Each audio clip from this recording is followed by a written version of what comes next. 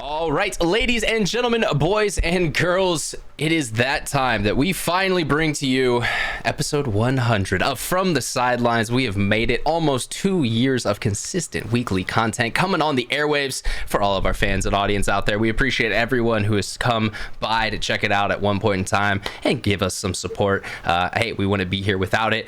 We do have some special activities and some special guests planned for you guys tonight, so we are excited to bring all of that to you. We got a kind of XL size show. We're going to be going a little bit longer as well. We'll see how much longer.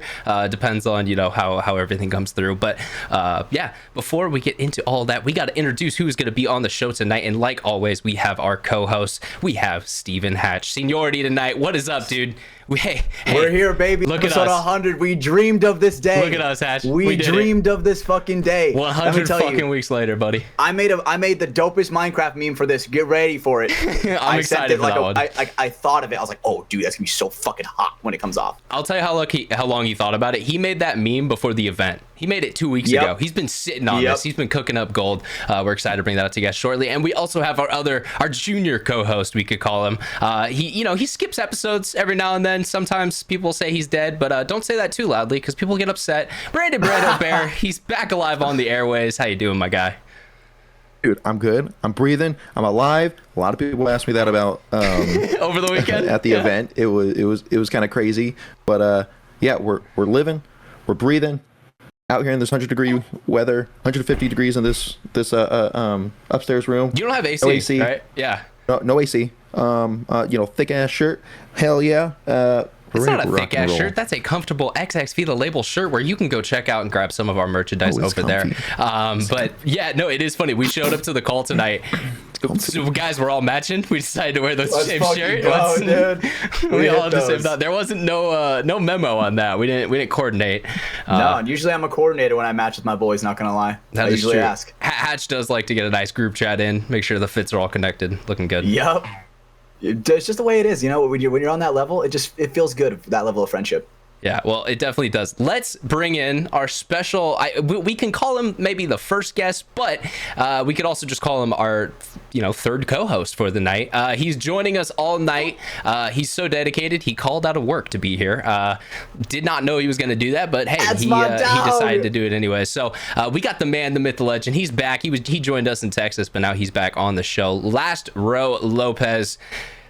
Buddy, how you doing? I'm so glad to have you, or so happy to have you back on. Boots on the ground correspondent from Texas, here in the studio live. Hopefully I don't get fired from work. I work with quite a few people who actually watch this show, so hopefully they don't tell my boss, but we're here, baby. It's been fun. Yeah, Let's true. Most of Oni works at the same place, so yeah, that's kind of awkward when you guys just don't show up. Oh, Notorious as well. Okay, wow. So that's a pretty popular paintball workplace going on. Love that, dude. So glad to have you back on. Like you said, our boots on the ground correspondent brings the best interviews from location, and we'll touch on that a little bit later. We'll talk about the making of that video a little bit later on tonight, because we also have one more guest that we have to introduce.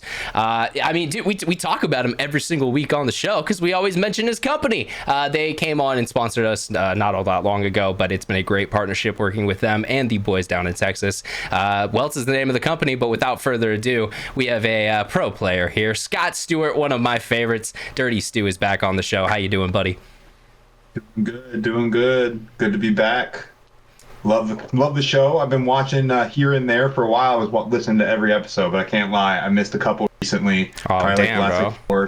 So I'll forgive you. I'm excited to be back. I'll forgive you just because I know you've been spending like 6 days in a row at Fit just grinding out layouts when they come out, so I know it's not like you have the extra time to just be listening to content, so you'll get a pass. So you're the only one who does. But yeah, man, happy to have you back on. We're definitely going to be picking your brain for this first hour here. We are going to have some other guests be joining us, but before we get into that, I do have to mention our other two lovely sponsors who've come on and been with us for most of this way to 100.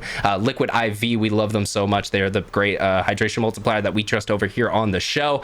Head over to liquidiv.com, use promo code Mafia_Mafia, get 20% off of your order and free shipping. If you've been listening to 100 episodes by now, you should know that code and that read that I do every single time. But if you don't, liquidiv.com, code MafiaMafia, save 20% and check out all the great flavors available online. We also have NECTR Energy, NECTR, a product I'm definitely going to be using throughout this podcast at some point, because I'm going to need to get perked up by about 2 hour mark, maybe 2.5 hour mark. But NECTR Energy, they've got all their great flavors available on their website as well. It's the awesome little energy pouch.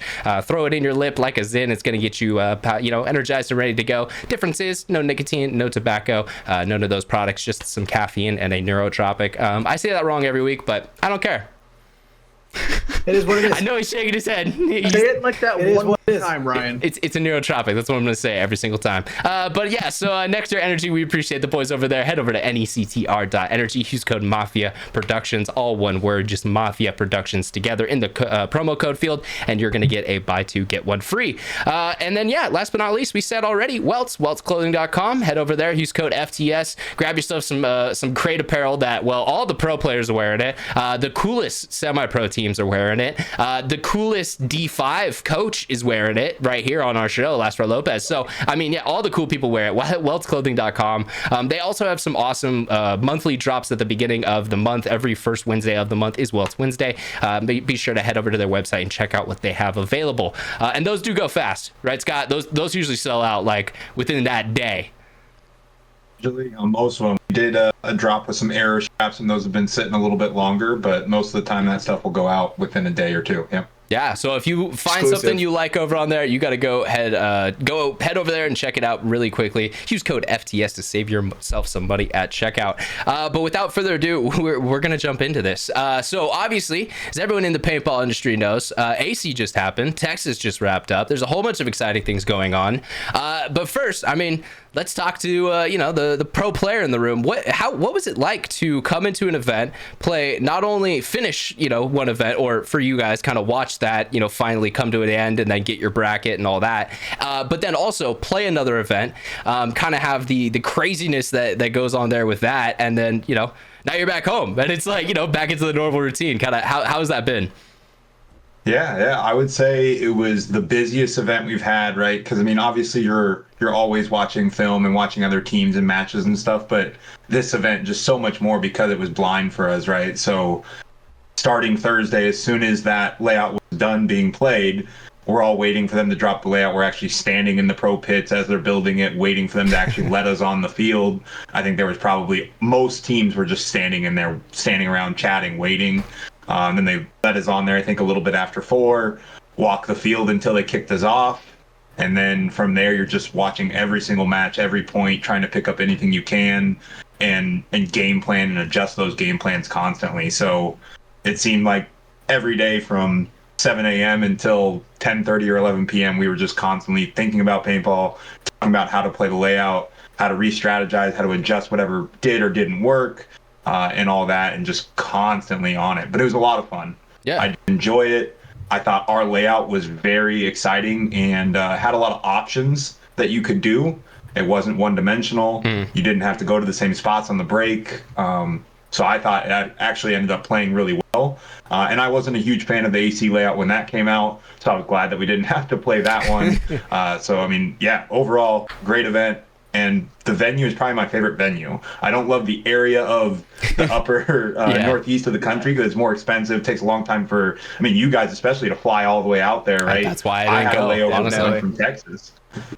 So I can imagine you guys had at least one layover, if not multiple. That was some rough travel. Yeah, we'll get into their story later on. Yeah, there was some craziness there. But no, man, I mean, you can make some great points. Yeah, it was definitely an interesting event. I actually really did like the layout. I think Jason did a great job with kind of promoting, okay, you can get away with some kind of risky moves now and then, but at the same time, there are a lot of places to shoot off the break, as we saw bodies leaving early all weekend. It actually is, I have an interesting perspective this week because I was sitting at home. I didn't go to the event. So you bet your ass I watched every single match on Go Sports and listened to Maddie, talk about it. And it was a blast. We'll talk about the gambling stuff a little bit later on as well. We'll save that. That's a little teaser for that because it was a great weekend on that end as well. But watching all 40 matches from a actual good perspective, because most of the time when I'm on the field, I can only see either the player in front of me, maybe is two. You know, like I can, if I'm on the snake side, I'm filming the snake side. I have no clue what happens on the D side. It'll happen to me a lot. You know, players come up, they're like,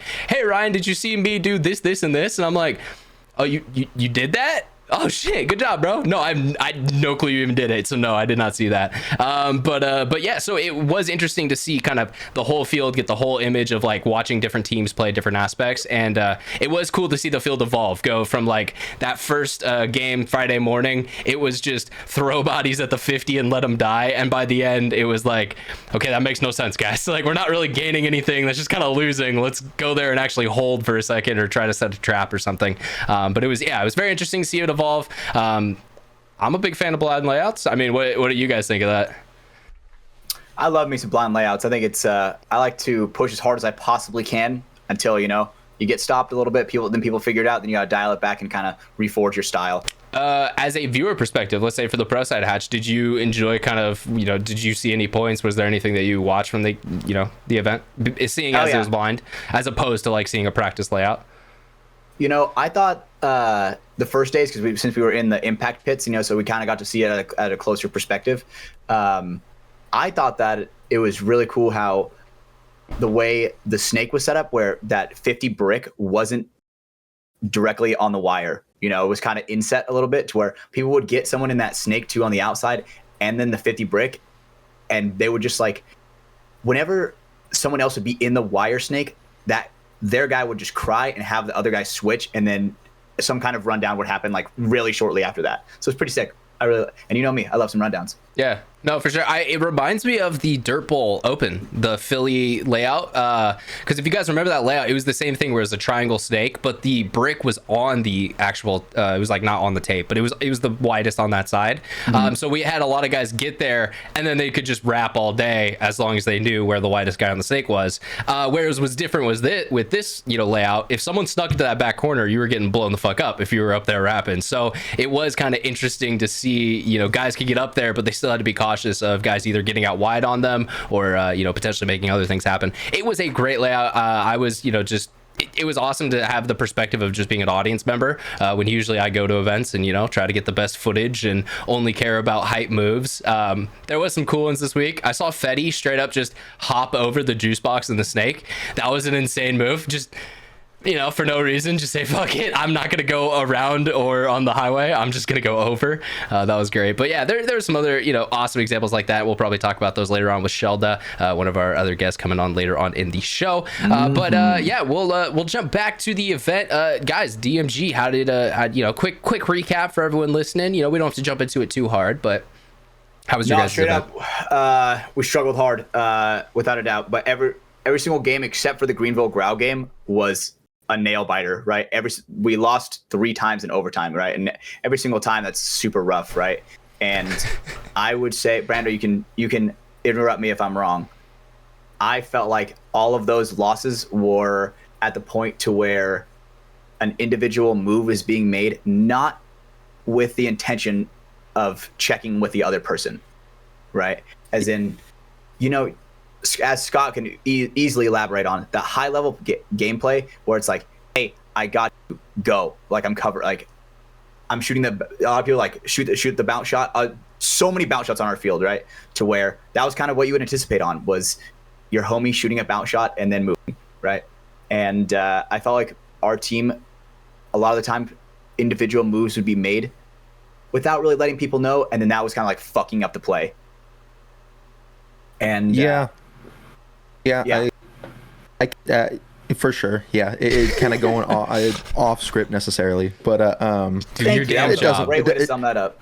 It doesn't help, you know. Penalties as well was a struggle, and that's something we could dive into. I don't. It's dude, it's some questionable penalties. When sounds like semi-pro paintball. Yeah.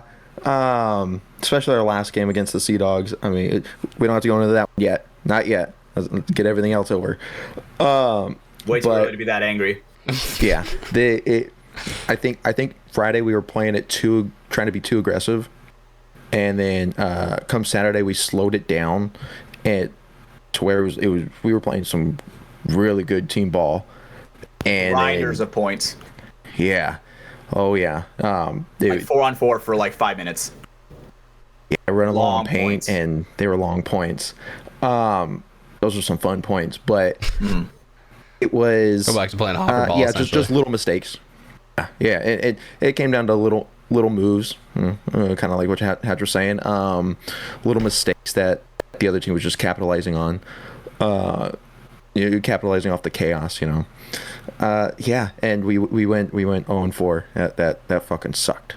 Damn it. Sucked fucking ass, because it's like the paintball we played didn't feel like 0-4 paintball. It honestly felt like not we were silver gameplay, but just not silver gameplay. Right? bad, Not bad silver teammates gameplay couldn't get whatsoever. out. You're just stuck in silver hell.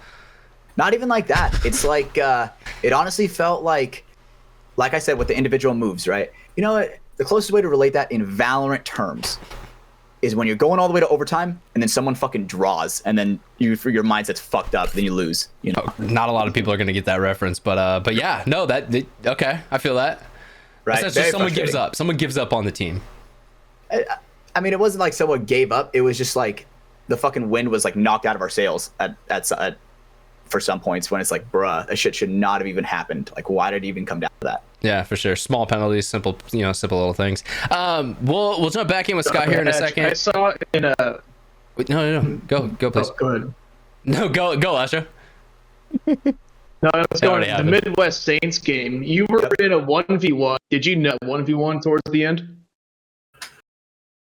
Were you going for what was that? What was the plan on that one? Okay, so right, okay, I remember exactly which one you're talking about, right? So I'm running down the D side, like so. Yeah. So the last time I physically see him, he's in like that outer. He's on that outer, the snake side, like mini W, where it was the passing lane. You know what I'm talking about? And that was the last time I saw him. And then like I flash down the side, and I see him again through a flash of a gap. And then I check him off again, and then he's not there. Smart player, right? He moved right down to where, like, basically where the Snake 2 was on the insider part, to where he's kind of blocking himself out to where I couldn't even see him, right? So I still thought he was back at that spot and like protecting his buzzer, but he wasn't. He actually moved down, which was a great move by him. Then he caught me for sure. Tell you, one-on-ones Yeah. becoming invisible. Now, when you saw him, was that before or after you shot Evan? Dude, motherfucker's a liar, straight up, bro. Motherfuckers shot me in the back. I'm like, bro, I'm not even looking your way. I'm rapping the fucking 50, bro. But that was one of those things where I'm like, bruh, how are you blaming me for that?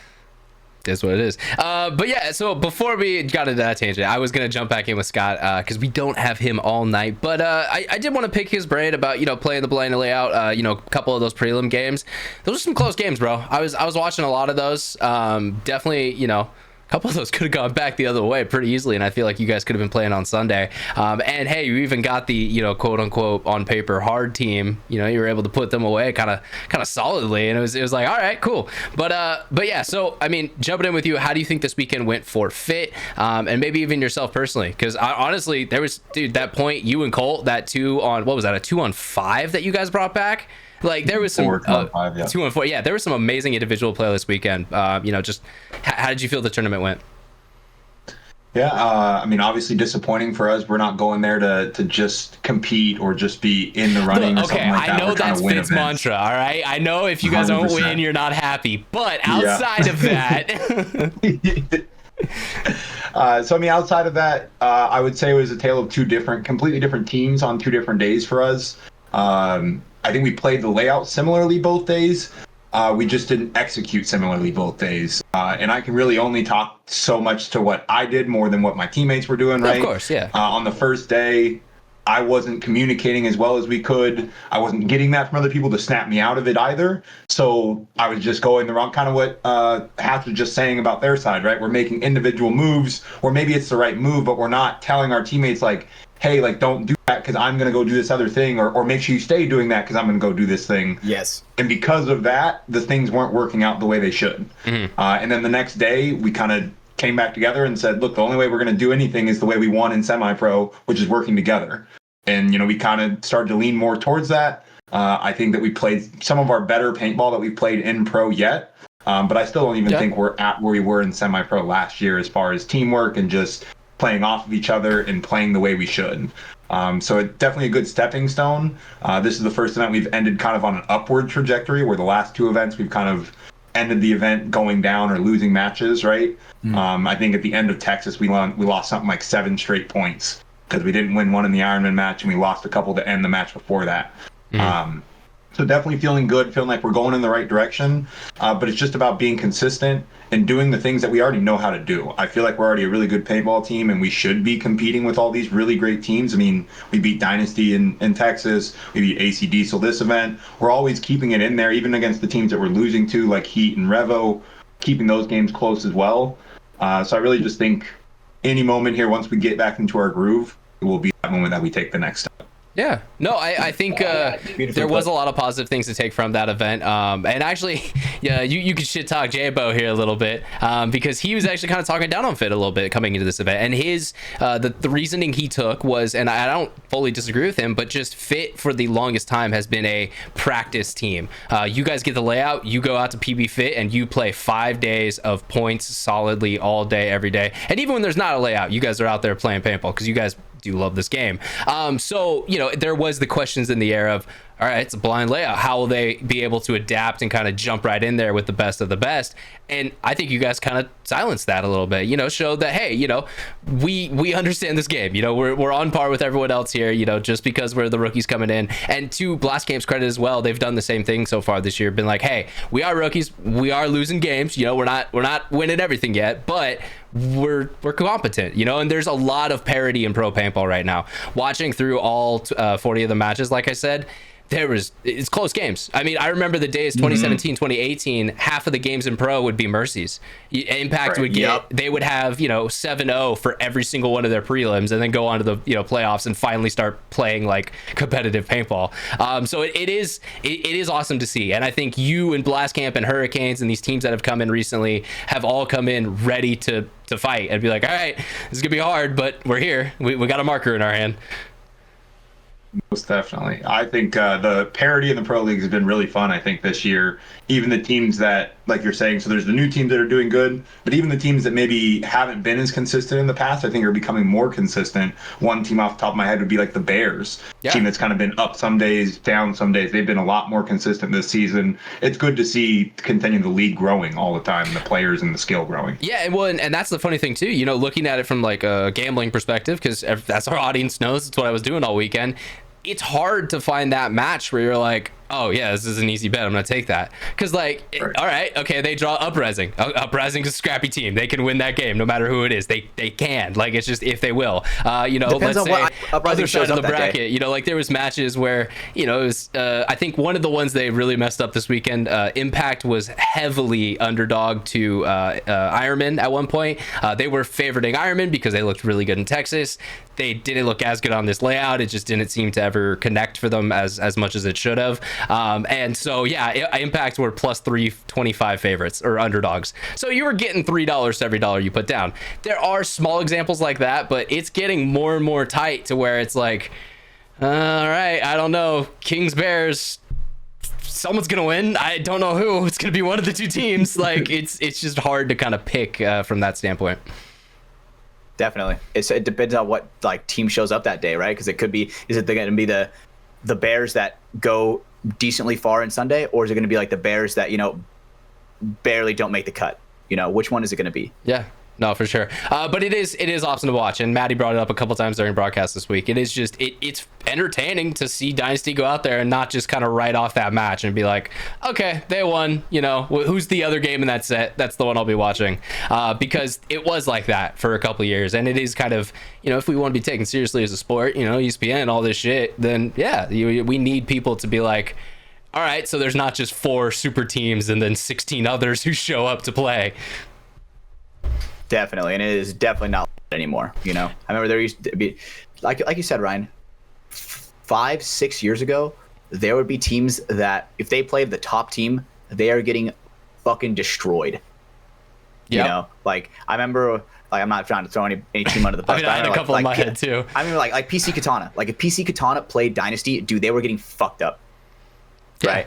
And now it's like, look at the new teams. Like if you put Blast Camp up against Dynasty, I think that's going to be a highly entertaining game, me personally. Well, and I think, I think it's just paintball in general, because we saw when we came into it, it was the end of those dark years, those early 2010s, very, funding was dried up. There was no exposure. It was just a very dark sport. And so coming from that, we're now starting to see all these players who jumped in during that time and, are now starting to become very good paintball players. Dude, semi-pro is a fucking competitive ass division. I don't care what you say. A majority of the teams in that division could win against pro teams. Will they win a lot? No. Will they win consistently? No. That's why the pro teams are better.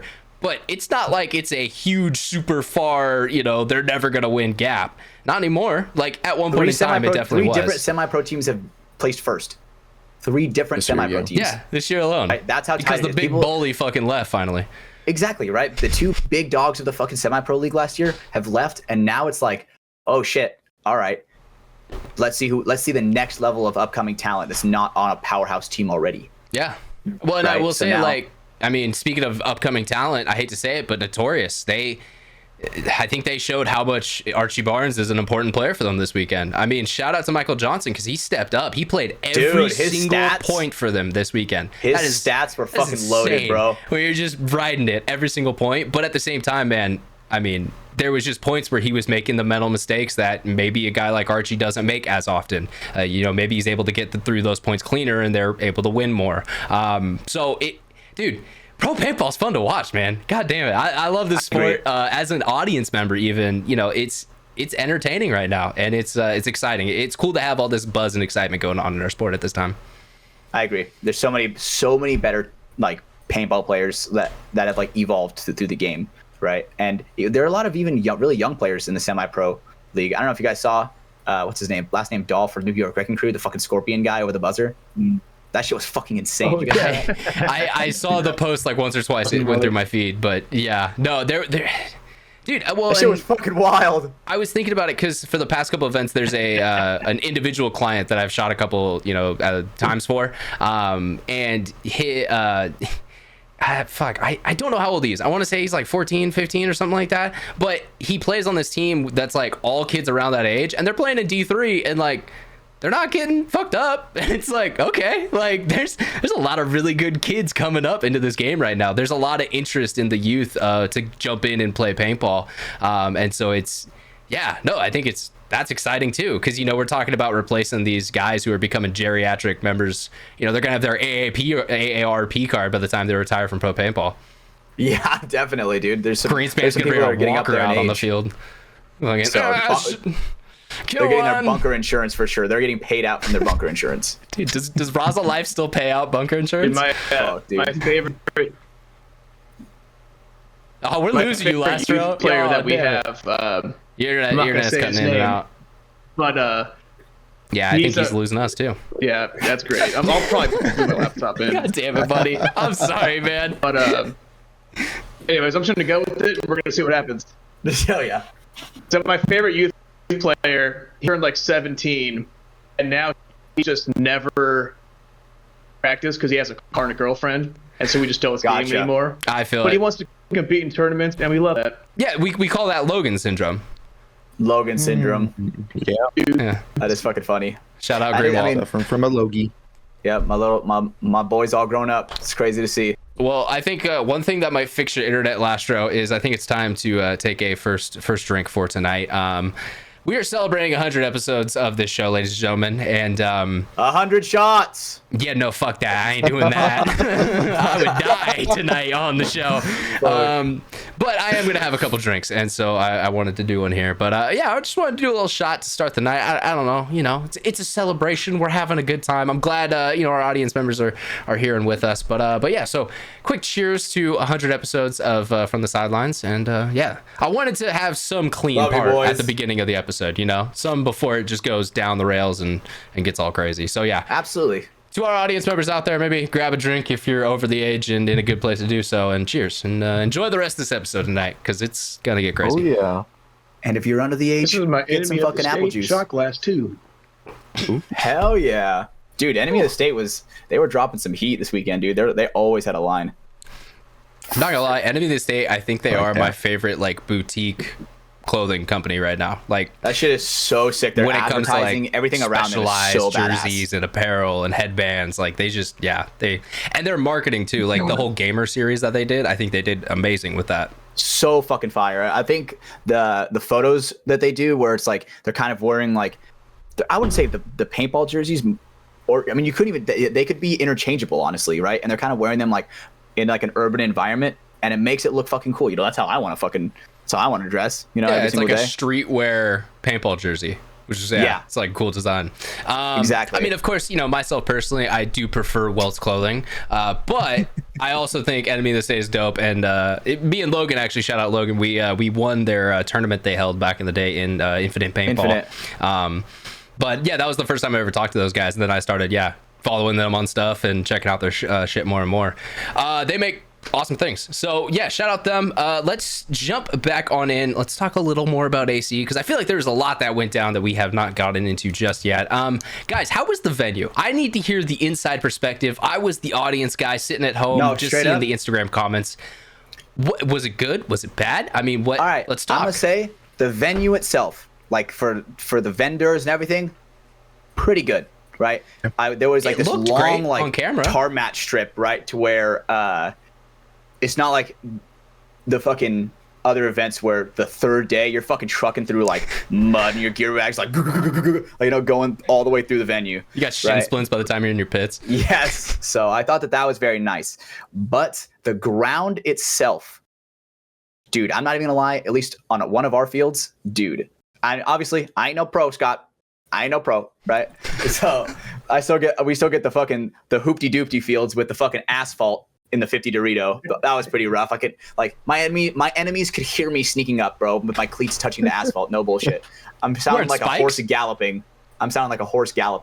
So, you know how when you walk on like concrete with cleats, you can definitely hear it. No, I know, but if you have some metal spikes on, tell real quick. Dude, ground was so hard. I had my normal cleats on. They could still hear it. Yeah, you fucked. But also, so I'm gonna drop a picture. I will say, from the outside on Go Sports, on Instagram shots, drone views, the actual venue itself looked stunning. Like having the city in the background, having that little body of water there, it looked prime. Now there were some meme posts though talking about how there may have been some not so prime parts about it. I took that one. Yeah, bro, that one was crazy, bro. The fucking lonesome uncrustable in the 50 snake, bro. Wait. I don't know exactly what I'm looking at. I'll throw this up for our audience to see. But is that just trash that's starting to come up, or like yes, what? Bro, that is that is the outside snake on one of the fields that we played on. All right, I'm getting a time code so I can show this to our audience. But yeah, no, it's does not look Dude, prime. There's literally garbage, bro, in the snake. I mean, I see a paint bag. I don't know. That's normal. I see an uncrustable in there. I see an uncrustable. Hey, did anyone actually go down the outside of the snake? Yes, definitely. Like if that was me and I saw that, bro, I'm using those paint bags. Like look how hard that ground is right there. I'm using those paint bags, putting those motherfuckers on my elbows, and I am fucking gliding across that rough ground, bro. Michelle was playing on this. Michelle was playing on this exact field, crawling down the outside of the snake, and she got a little like baggie or something stuck inside of her loader. Dude, yeah. Oh, your wife go boo boo playing paintball. Hey, winning an event. Oh yeah, I feel so sad for her getting an event win. Oh no, so tragic. Yeah, wasted her time going out there. When your wife wins more than you, God when your wife goes pro before you, that's about to happen to you, Brandon. But yeah, so I mean, talking about that real quick, Storm, they did good. Touch on that, Michelle. How did she look out there during this week? She looked good. Sounds good. That's right. Yeah, talking good. Yeah. It was they were the dominant team out of all of them. I would agree for sure. Yeah, there was no contest, but they won second event. They're going for 3 and 4, but hopefully get a pro spot. But that's later on. Yeah. I mean, at least Scott, you have it locked in that you went pro before your significant other. But what's trying to get her out the field? What's every guy's ever talked about that? What's going on there? Yeah, she does want to play. I've taken her to Fit quite a few times. She's been for like MECTR events and other local events here. She has come to 2 of the 3 NXLs this season. Nice. Atlantic City's a little expensive, right? Plus the flights were all over the place. I mentioned that earlier. Yep. So skip to this one. We have had her get shot, and she shot me. I refused to shoot her. I did see that video. She's shooting you. That was pretty good. Yeah. So it's been good. We haven't got her in there yet, but I plan to. Got to take her into something more casual first, and then I'll bring her to the speedball side. I don't want to take her right. Yeah, no, for sure. And I was gonna say, just one of the cool things about Capital Edge is because of Storm and some of the other female players now. I noticed that when other like new females you've never seen play before, when they show up, now it's a lot easier for them to be like, oh, cool. Like I have people who like can relate and like can actually like break things down for me, and like it makes things kind of cross over a little easier. So yeah, that is something I've noticed. And hey, shout out to Fit. You guys have a very similar camp going on down there. Very all inclusive. No hatred down in Texas. Hell yeah. One thing I asked a lot of the girls on Storm, I was like, so what got you guys into it? And you know what their answer was? The W and XL. Just the fact that there was a league of their own that they could compete against individuals exactly like them. That's cool. Yeah. No, awesome. And I mean, Maddie, and I forget the guy's name, the ESPN broadcaster who is also like doing the thing for ESPN in August. He came on to Go Sports and they did the call for the final, was Maddie and him. So I forget his name, but they were talking about WNXL during that a bit. So that was cool. Probably have that showed up a little bit in like the ESPN cut, hopefully be like, hey, there's options for everyone. We got kid shit, we got woman shit, we got men shit. Show up, shoot some paintballs. Like that should be Tom Cole. Tom Cole, let me come write your reads for you. I got you, buddy. Yeah, dude. We even got stuff for the people in the fucking military. World Cup where they do like the champions one where it's like the Navy fucking. I do like that. I think that's a cool idea because there's a lot of other sports who do like things like that. I think it's a cool way of bringing the competitiveness, right? Because obviously every branch has their own little funny banter about each other. And it's funny seeing them just go fucking crazy because I'm not even gonna lie, seeing those matches, bro, they cheat like motherfuckers, dude. Yeah, go Navy, beat Army. Crazy. Yeah. And it's just overall for me, it's entertaining to watch, and I love watching the veterans games. It's like military traditions and stuff, but like the that sentence I just said, "Go Navy, beat Army." That's like an actual sentence that you can't just say one without saying the other. You have to say "Go Navy, beat Army." It's not just like I think even their fight song throughout the season as they play other teams at the end they say "Go Navy, beat Army." Like that's just that's a part of their thing. That's fucking hate. Yeah. Well, hey, all right, little soldier boy over there. We like our seamen better. Amen. Hey, fly Navy. That's all I'm saying. Was it all right? Hell yeah. Are you coming through a little better? We're trying to get you back into this last show. I have a Navy man on my team. We got to get you that upgraded internet. No LastRow internet. God damn it, man. You'd think working for a professional studio, I'd have better shit, right? I mean, maybe you should have just gone into the studio today. Just borrowed like the softcore history set. Yeah, I could have done that. Told them you can't work, but still sit there and work. Oh, that's different job. Man's got two jobs, all right? He's he's got places to be.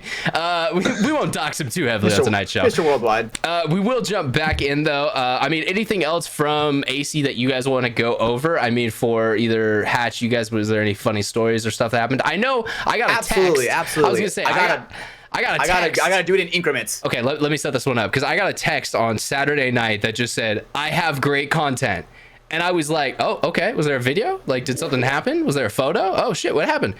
Nothing. The next morning, I wrote in a helo, and I was like, sick, man. So Hatch, where's the rest of that story? Because that's all I know at this point. Fuck, dude. So all right, so AC. Our hotel was maybe 7 minutes away from the boardwalk. And nice. We would go down there because obviously that's where rumor is the best Philly cheesesteaks are. That's where like in the area, in the area. Right. They had to gotta get that asterisk out there. And so we're going up. Our teammate Marv is a fucking slut for Philly cheesesteaks, right? Motherfucker will have multiple ones in a night, bro. He'll cheat on each fucking place. He'll go, we get there, grabs a Philly cheesesteak. Walking around, walk down the pier, another Philly cheesesteaks. On the way back, gets another Philly cheesesteak. Hey, gotta have them for the road. Absolutely, bro. Road Philly, Road South, road Philly. Yep, exactly. And so we're going down there, and we get to the place where all the rides are, right? And everybody obviously is fucking yanking my dick about, dude, you want to ride this roller coaster? Okay, how about this roller coaster? Yep. You know, oh, look at this thing, right? Look, and they're all making fun of me and like, hey, look at that one. Look at the fucking ladybug one. You want to ride that one, Hatch? And I'm like, then it started going up and down, and I'm like, no, thank you. Right? So we're getting all the way down, and then all of a sudden we get to the very end, and it's a fucking helicopter ride. And I'm like, ooh, how funny would it be if we run on a helicopter, right? And we were like making jokes, and then all of a sudden he goes, you know what? If you want to do it, I'm down. And I was like, oh shit, motherfucker called me on it, right? And then we fucking did the odds. Do you guys know how to play that game? Yeah. So like someone says odds 1 in 10. If you both say the same number, then you have to do it. I genuinely try to be realistic. I was like, you know what? Fuck it, 1 in 3. Oh shit, you're crazy. Right? I was fucking crazy. I was like, you know what? You wanted to go on the helo. That's what I'm hearing. I was honestly like, Caden goes, dude, honestly, Hatch, I love you, bro. I'm grateful for all the memories we've created. And I was like, fuck, dude, that makes me want to create more memories, you know? So we hit. Why does it sound like you guys are dying? Like, no, it's just thankful, bro. Bro, the helicopters, do you know how dangerous those fuckers are? Oh my god. Okay, no. Helicopters are so dangerous, bro. Honestly, more people have died a year in fucking helicopters than roller coasters. I'll tell you that. I mean, it depends on the helicopter, because yes, if it's a Robinson Little Bird, then yes. Bro, but it doesn't matter how fucking good you are at basketball, dude. A helicopter will take you down, bro. Oh my god. It does not fucking matter, bro. The helicopters don't give a fuck, right? Any helicopter could go down on any given day. No. Right? It's like the Iranian Look, dude, my president. brother flies one daily, so can we shut the fuck up about helicopters crashing? Right? So, as I was saying, we're like, fuck it, we're going on the helicopters, right? And these guys are hyping me up, and this motherfucker is making death jokes in front of me about the fucking helicopter. He's like, oh yeah, make sure you have fucking life insurance. And I'm like, what? What'd you just say? He's just fucking with you, Ash. Right? And so we get out there, we sit in. Dude, I am like fucking holding on. Thank God for Caden, because he was recording everything inside there, right? And I am like, and I am trying to. No, I'm like this, like I'm like holding my fucking the sides of my chair. I'm like locked in like this, stiff arms, right? And so as soon as we start taking off, dude, I tell him this is my first time in a helicopter, and I'm scared of roller coasters. As soon as I sat down, and so this motherfucker, we're going fucking crazy, fucking up and down, right? And then I'm like chatting him up. I'm like, dude, you must get so many bitches driving the helicopter every single day. And he goes, I dabble. And I'm like, dude. And then I was like, if you don't mind me asking, how much you get paid for this? Bro, it's shitty. Hatch, are you about to become a helicopter pilot? No way. Oh, okay. Just kidding. Absolutely not. All right. Well, never mind then. You know, I thought that was a thing where I'm a thrill seeker, right? And obviously, when the boys are kind of like, yo, hey, maybe you should do that. You know, oh, it was nice knowing you. When the boys hit me with that, it's like, oh, okay, I gotta go. And not anywhere near as many tears were shed because it wasn't as dark, so I could keep my sunglasses on. That's good.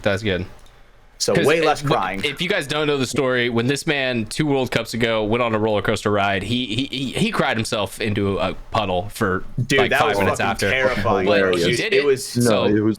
We always give Hatch credit. Have you seen the video, Scott? Have you seen the video? I have not. Oh, all right. I'll send it to you right now. I'm not gonna put that on screen. It's in a past podcast. You can go back and find it yourself. But yeah, it's a great one.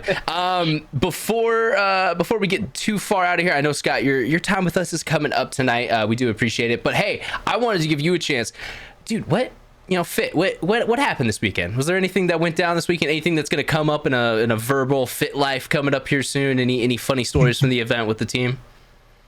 Oh man, I'm trying to think if we did anything too crazy. I know Sunday night, we went out to the boardwalk. I ended up leaving kind of early from that. It sounded like they were out until 3 or 4 in the morning. Goddamn. Gambling and just hanging out and having a good time.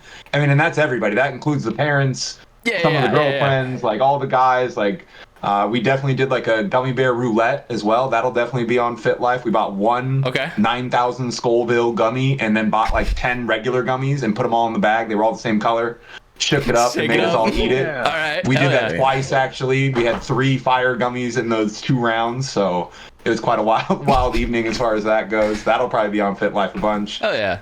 Besides that, just, having fun with the guys, man. That's what's so much fun about paintball. Even if you're not doing great on the field, you have people that you actually care about and like hanging out with, too, and you at least get to have a good time there and make some fun memories, too. Yeah, I'm glad you said that, because that's one of my favorite things with your guys's Fit is kind of... Family integrated team is the perfect word to say, because you guys act like a fucking family. You guys act just like brothers. There's so many times when people are like, what's going on in Fitz Pits?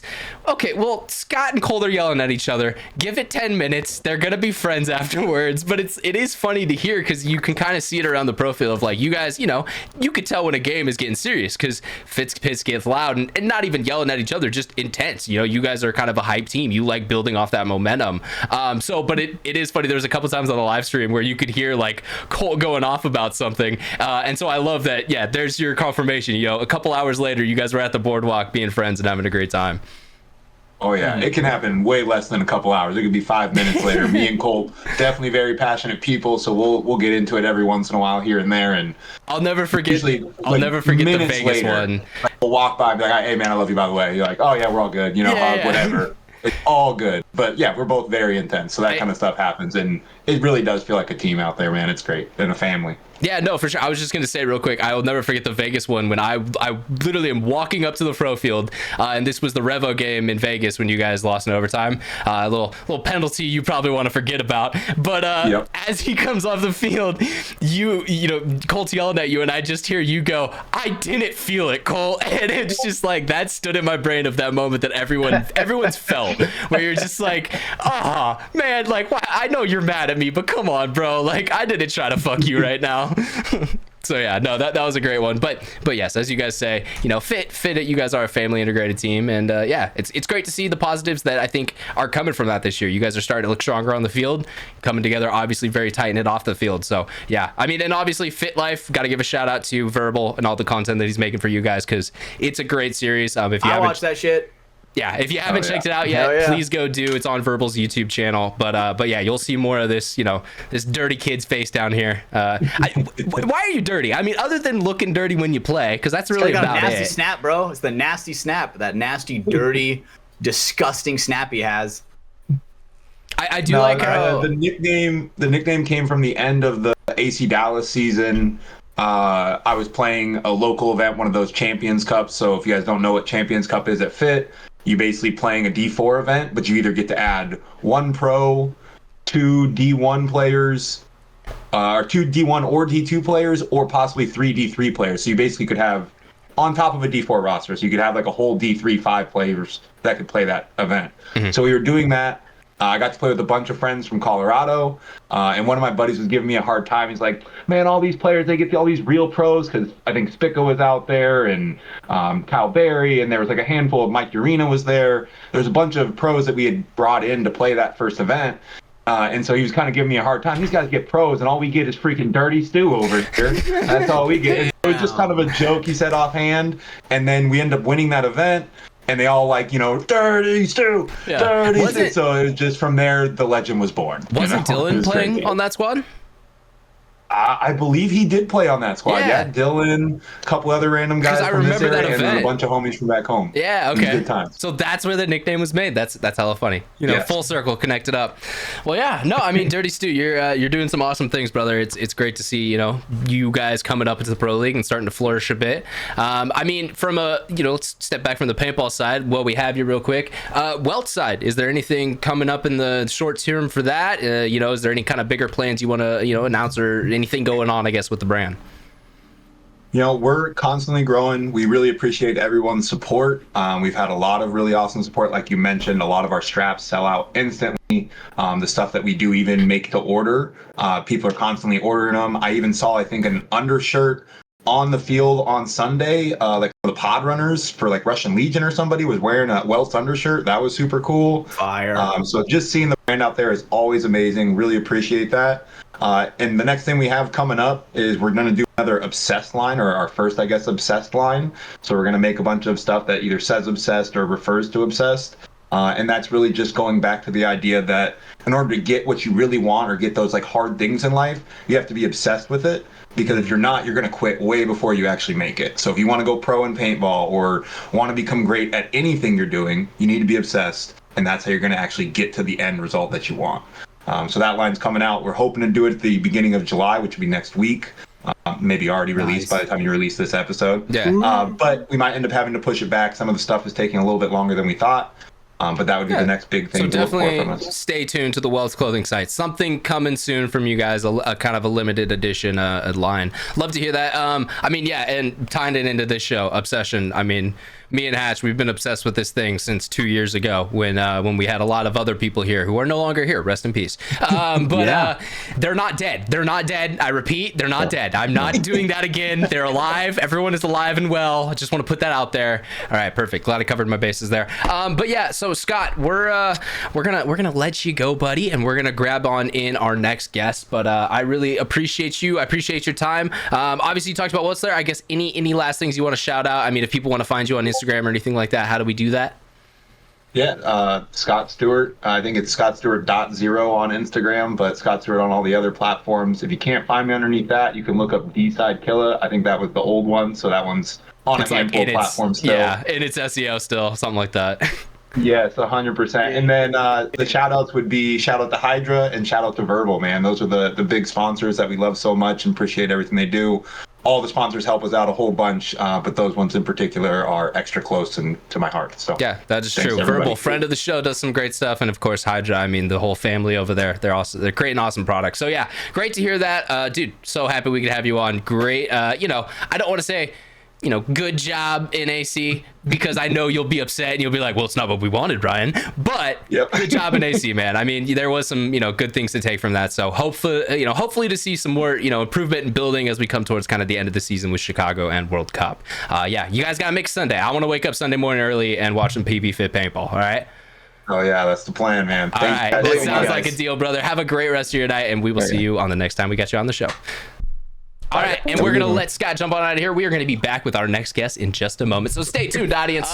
But we didn't make a YouTube video, and we are back live in our show. We have our next guest. Well, hey, he's on the screen. You guys see him down there. We're going to go ahead and bring him on in. We got the man, the myth, the legend. What? Photographer of the year, right? Isn't that, little award there, something like that? He wrote a book. Just light things. Dan Shelley, also known as Shell the Photos on the social medias. But yeah, man, welcome on in. We're finally, we're glad that this lined up. We could finally have you on the show tonight. Yeah. Well, first of all, I'm glad to be here. But most importantly, congrats on the 100th episode. It's crazy. Like anything over that long of a period with that duration, that's job well done to you guys. And secondly, Brando, I'm glad you're alive. I really thought you died. Me too. Like, I'm sure we'll get into that, because it was the picture that I took of you, and it was like that hit even harder. Yeah, so I'm glad you're here. Yeah, no, we've gotten a lot of feedback about that episode. I wouldn't say it's all positive, but it's feedback, so we're taking it into consideration. I will say it did take us killing one of our co-hosts for people to actually tune into From the Sideline. So you know what? You got to do what you got to do, all right? And now they're here, and it's episode 100, and we have our great friends on the show in both Lastro and Shelda. Before we get into this next segment, I'm going to take another shot, because you know what? It is a celebration, and I've already had one tonight, so we're going to do another one. Lastro, I know you're keeping up with me, so this is not going to be pretty by the end of the night. Cheers, boys. Amen. It's downhill from here. Gosh. Oh, we did. We made sure there was 30 minutes of clean content at the beginning, and after that, I don't know what you're getting, audience, but you're gonna get something. But let's jump on in with you, Dan. You didn't go to AC as well, correct? I was seeing on your story. Yeah, I did not. So two reasons why. One, I had a vacation lined up for it. Pretty important one. Also, pretty important one. Thank you for that. Congratulations. Sheldon. Yeah. So yeah, that was the big news. The not so good news for that. Ever since Las Vegas, I've actually been battling with my camera. At some point I got paint inside of my lens. And so it created a perfect yellow circle. There must be a filter or something inside the actual lens. And so for the past, since Vegas, every photo I take has like, it creates a double image. And so like I've had to do some like editing magic on all of my photos to like kind of get rid of that like doubling effect. Brother. And so like brother. Sony warranty, Sony Care. Please look up Sony Care and send in that lens. Have you looked into that at all? Or I have it. It's so it's been a disaster. Oh God. Okay. All right. Now I feel bad because I was like, how he has to have known about this, right? Yeah. Oh, totally. So like knowing that, I was like, I'll take this event off. I'll send in my lens to get it cleaned, maybe fixed. Send in my body, get that fixed too.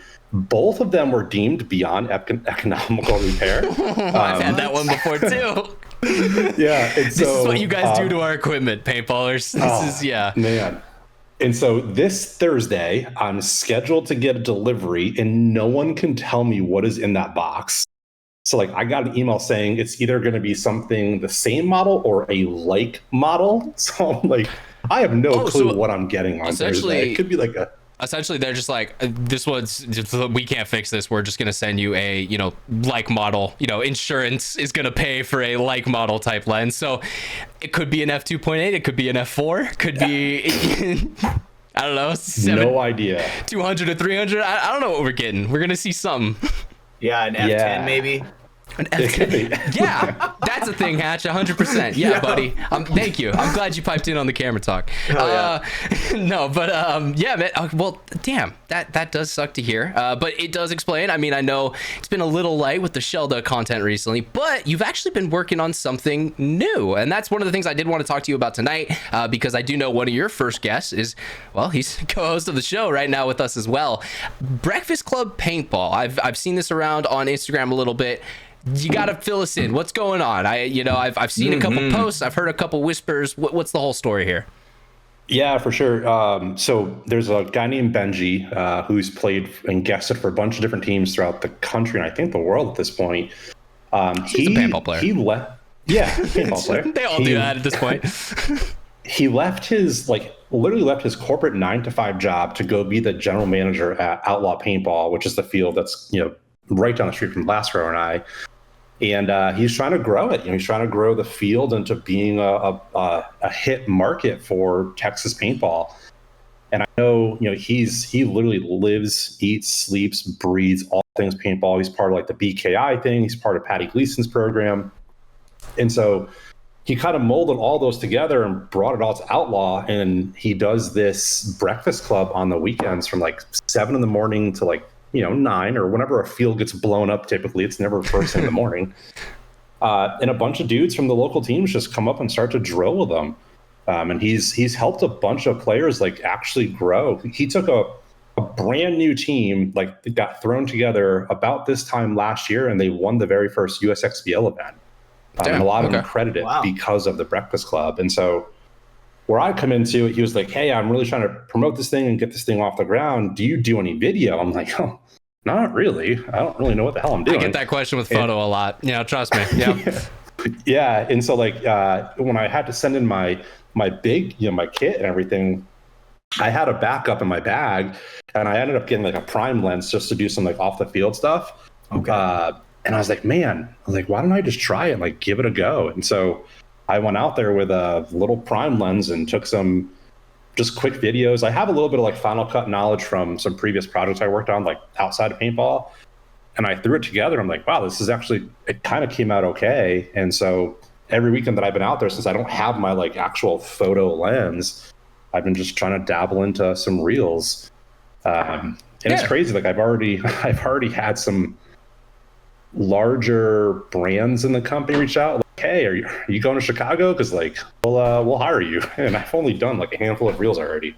Be careful with those. Be careful with those. We've all heard those offers. That's all I'll say. I know it's a public platform. That's all I'm gonna say. But yeah, I know. There's trust the person. Fun people in this industry. And that i3 video is huge right now. Yeah, I mean that was a great idea with Anthony in the bits. Reposted that bad boy. That was fire. That one was huge. That's up to like 20,000 views already. It's crazy. That's awesome. That's like insane. And Dai picked it up on their channel, which is huge as well. Yeah. And then there's so many comments saying, bring the i3s back. It's so cool to see that. Like, Yeah, that's well, Oni, baby. That's us. It does help. Yeah. LJ was wearing them all weekend with Shock, and they were doing good. So yeah, no, it was an i3 type of weekend all it was around. us. Ryan, it wasn't Shock. It wasn't anyone else. Okay. Agreed. Right. Hey, Lastro, let me know when you've had videos that got 50 million views. All right, then we can talk. Maybe we can have some parity there at that point. Oh, a 6-second TikTok, huh? Multiple. Yeah, do some long form content that gets that many views. Do some long form content. It's called 50K on Mike's Refed Up 1. It's called 35 on Mike's Refed Up 2. If anything, actually, I was in there. It's crazy. I was in there. Last show that you're talking, because your video's actually done the worst recently. Your Texas interview video. I liked it the best, but it's not doing great views. That was one of my favorites. I could not believe that did so bad. Because it was a great video. It's hilarious. It was a great video. Even the thumbnail was good. Like, the thumbnail was great too. Like, people should have clicked on it, but it was. Welcome to YouTube. I thought that honestly it would have gotten more things, but yeah, things like that just happen. Yeah, never know what's gonna happen, but is what it is. But yeah, actually, Dan, I am happy to see you kind of starting to dabble more and more into video, because it's what I tell people all the time. You don't learn it unless you do it, and there's probably things that you've already come across and like, all right, gotta go to YouTube now and search that thing out. But now that you have it, it's kind of, it goes in the pocket, and it's like, all right, now I know how to do that. We're good. Yeah, and I kind of want to bring what I did with photos, where it's just a completely different view on it, right? Like, there were a lot of photographers who are incredible, but I wanted to have my own spin on it, like my own just style. Yeah. And I want to do creative, the same thing with video too. Yeah. No, I mean, continue. I was just gonna say, but your own creative control, kind of, making it your own. For sure. Yeah, 100%. Yeah. No, and I like that, and I think the Breakfast Club stuff has been good. What I've seen from that, the couple reels of Lastro talking his shit. Where did that come from? Did he just show up to Outlaw one day? Where did the interview questions come from? I mean, the video, wherever you decide to take that question. Yeah. So Benji, he used to be I guess really big into skateboarding, and I guess there was some show way back when, where a bunch of skateboarders would just kind of hang out on a couch together, and it was a kind of a talk show, a really loose kind of a podcast kind of out. Yeah, before thing podcasts were even a thing. Damn. And they were just random ass questions, and so he was like, I want to do that for paintball as part of this Breakfast Club. And so every morning on Sunday morning, he just rips off a part of the cardboard box from a paint box and writes down 5 or 6 questions, picks somebody, sits them down, and hands them the questions, and they answer it live. So it's great. We did a few more on Sunday, and they're pretty funny too. We definitely got some characters at Outlaw, that's for sure. Yeah, I would say Outlaw is funny because it's I mean, you guys probably you don't have any huge teams or anything there, but the teams that are there make it a blast, because goddamn, the Oni guys. Oni there, bro. What are you talking about? Oni, Oni. I don't have any huge teams. You brother, got Oni. Brother, you play fucking D4. I'm sorry. Dude, this goes Oni back is to our fucking... conversation of divisional paintball. Oni, I'm talking about high level, all right? Dude, y'all don't got an X Factor. Y'all don't got a heat. Bro. ABJ, Berman, Ty Bateman. ABJ, high level. ABJ is a NorCal guy, right? But what does he play for? Okay. I'm with Lastro on this one. Oni as a whole is... Guess what? We're only D4 because it's only our second year playing. Okay. You're It was 3 more years. D3, D2, D1, Pro. All right, if you can do Dude, that, I cannot wait. Last show. If you can get to pro in 5 years, I will suck every person on the team's dick at once. Dude. We will do a whole line, and I will just go down and just blow every single person on the team. Everyone else. Yeah, we will. 100%. No, I'm in. I'll shake right now. Okay, yeah. All right, I need my boys. I need my boys from Oni that are listening right now to clock the fuck in. Yeah, you guys got 5 years to dedicate off now. Weekends. No off weekends. You guys are only on the up from here. We got Tuesday night ball, Saturday night ball, and Sunday. You better find another week. You better find another weekday to do some drills. All right, I'm telling you, better be doing some Thursday afternoon drills. They'll figure it out. I know they will. Just to clear the air, the last time I was on the show, we made a bet about Crocs, and I'm wearing Crocs to this day. So be careful of the bets that you make. That is true. I stole my Pukas, bro. Dude, I have never taken this off, bro. I've never taken this off. Very valid point, Dan. God damn it. Well, I go through them like crazy. Like mine, I went through 3 pairs at World Cup alone, and they all broke. What the fuck? How? I've had the same pair for a while. Mine are broken. These are my Hawaiian pukas that me and Brando got on vacation almost a year ago. See, I just need to go to Hawaii just to get more puka shells. It's an authentic pair. Holy And then shit, come back. dude. Yeah. I will say, I'm surprised your guys' aren't super stained. Because, like, mine have definitely picked up a yellow tint when I wear them at the events. Oh no, it's disgusting. Yeah, it's disgusting. yeah. I gotta like. Mine does not have a I yellow gotta put it. tint at all. Brandon, is there a smell? What? I mean, I'm oblivious to it now. Your nose blind. I don't care. So. But if I wore a white shirt, it definitely stained my white shirt. Stain the white tee. You know something? Actually, kind of fucking cool. Dan, let me tell you, Tie-dye. I've even knighted a kid with pukas. Dude, same. It's the Dude. coolest thing. Saw that. I'm pretty sure I've knighted 2 kids that Hell wanted yeah. the power of puka. And It's dude, that shit's a different It's the feeling, bro. And craziest thing. I credit you every single time, Dan. I credit you Hell every yeah, single dude. time. Because, dude, That means so much. But So dude, it cool. was not Oni. You gave Jay not Oni the pukas, or maybe he did it himself. But He did it himself. yeah, we got another little Oni player. Yeah. Yeah. yeah, dude. Oni, pukas, pro. They're on their way. All right, yeah. You know, That's they're on their way. Tell me we're OPP. pro in 5 years, dude. Yeah, I pro in 5 agree. years. Gonna I be the agree. best paintball team the world's never heard of until this point in time. No, just wait. Just wait. Just I wait. didn't hear a That's what single my thing you just Instagram said, bio is Lopez. for the team, actually.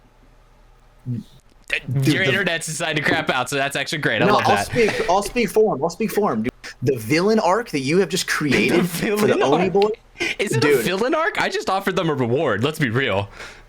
Yeah, so these guys, they're at the bottom. They're at the bottom of the hill. Just wait till they start climbing that mountain and get to the Hell top. yeah. It's gonna be some Naruto shit. Ryan, your reward a lot of Guaranteed. teeth. Okay. That's our reward. Yeah, very Taylor Swift of me, you know. Those next Oni jerseys, now there's like a villain spin to it, are going to be sick. Oh, dude, the black and red future Yes. Oni jerseys. Yeah. Fuck.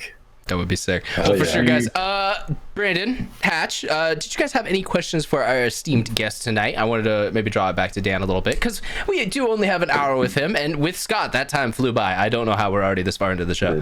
Yeah. So, okay, I got one for you, Dan. So, obviously, I remember you made some posts about the pictures behind you. Like, those are some pretty legendary photos for you. You know, very, very, a lot of emotion captured in those pictures. Yeah. Have you captured the third one that's going on that wall yet? Yes, I did. This feels like a setup bit. No, we didn't set anything up, so that's crazy. I ordered Me and the him wrong. talked. We talked. I ordered the wrong frame for it, so I have to like get a different frame. But it's a picture I took of Oliver last year. It's gonna be hard to see. Yeah. Okay, nice setup. We got the 2 monitors. All right, you're flexing on us.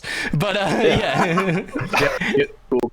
No, but yeah, all right, I like that. Yeah. Okay, that's a That's great one to fire. add. Yeah. I like a that one. classic Yeah. player. Who does he play It's for? hard to see. You get the intensities in his eyes. It's hard to see it like with the film here. Did you But just, it's, what it's did one you of say, my favorites. last row? Yeah, who does he play?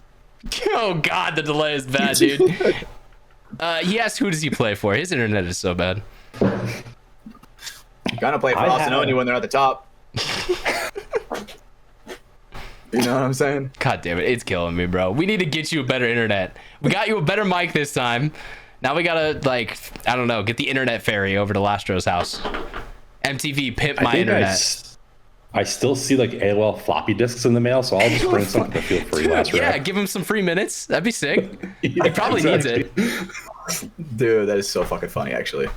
That is There's probably so- kids who are going to listen to this who have no Yeah, idea that what a is. floppy I'm disk about is. to- Oh, yeah, that no, is like so dial-up before my internet, time. That's why like- that's so funny. Yeah, exactly. What the fuck is a beep? But yeah, so obviously third photo you're adding to it. For people who don't know, you like to kind of collect some of your more, memorable photos. Was there a reason for that one in particular, or was it just because it was Oliver, or what was the story? Yeah, so I think the story behind it, I think a lot of folks grew up, like Oliver was the player they aspired to be, right? And so I think that was the first event that I got to actually like take a photo of him. And he had just got out of the huddle, and like so that intensity is like just right there in his eyes. And I try to stand back in the pit so I'm not in anybody's way. And he just looked and Also, like so Vic locked doesn't- eyes with the lens and just hit it. That timing. Yeah, So just let it go. Yeah, I love that. Wow. I will say it is funny with Dynasty's pits. You always got to look out for a wild Vic Gamboa out of nowhere. You know, you never know where you're just gonna get the RKO and just, oh god, I gotta move. I won't name the media guy. However, okay. I think it was Texas. He kicked one of the pro media guys out of his pits. Yeah, like, Victor Gamboa does not play around. If you don't follow his rules, you will not be in there filming Dynasty. Yeah. And honestly, I respect him for that. It's kind of badass, man, because he doesn't give a single shit. He only cares about Dynasty playing good and having the best pits they can. So, hey, fair to you, man. He doesn't want to leave it up to a little thing, for a little mishap going wrong. He wants to be absolutely pristine 100% of the time. Yeah. Which is why I'm so happy they don't get to be on ESPN. But moving forward, so I will say, watching that quarterfinals, I thought in my head, how much does Dynasty want to win this game just because they know this is going to be an ESPN match? And I've heard them talk about it before the event. They talked about it on Spick and Span, and they were like, well, it's not a big deal, it's just another game.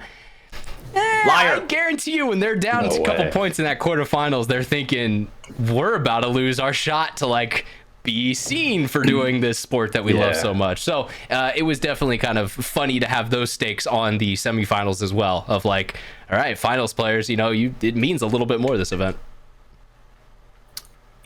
Something else that was pretty sick that this is going to be a great transition, Brando.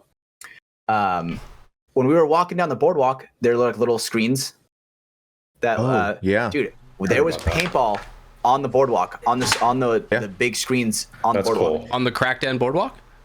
Yep, the cracked end boardwalk. Yep. And so every time that shit was going on, the second time I went to the boardwalk, because I noticed the first time, but the second time I went, every single time I saw that, I'm like, holy shit, is that paintball on there? Oh my god, are you just looking at that? I was trying to make sure everybody around me heard, Whoa, are they shooting gelatinous balls at each other? Yeah, dude, that is exactly what the fuck I said. I knew you would, buddy.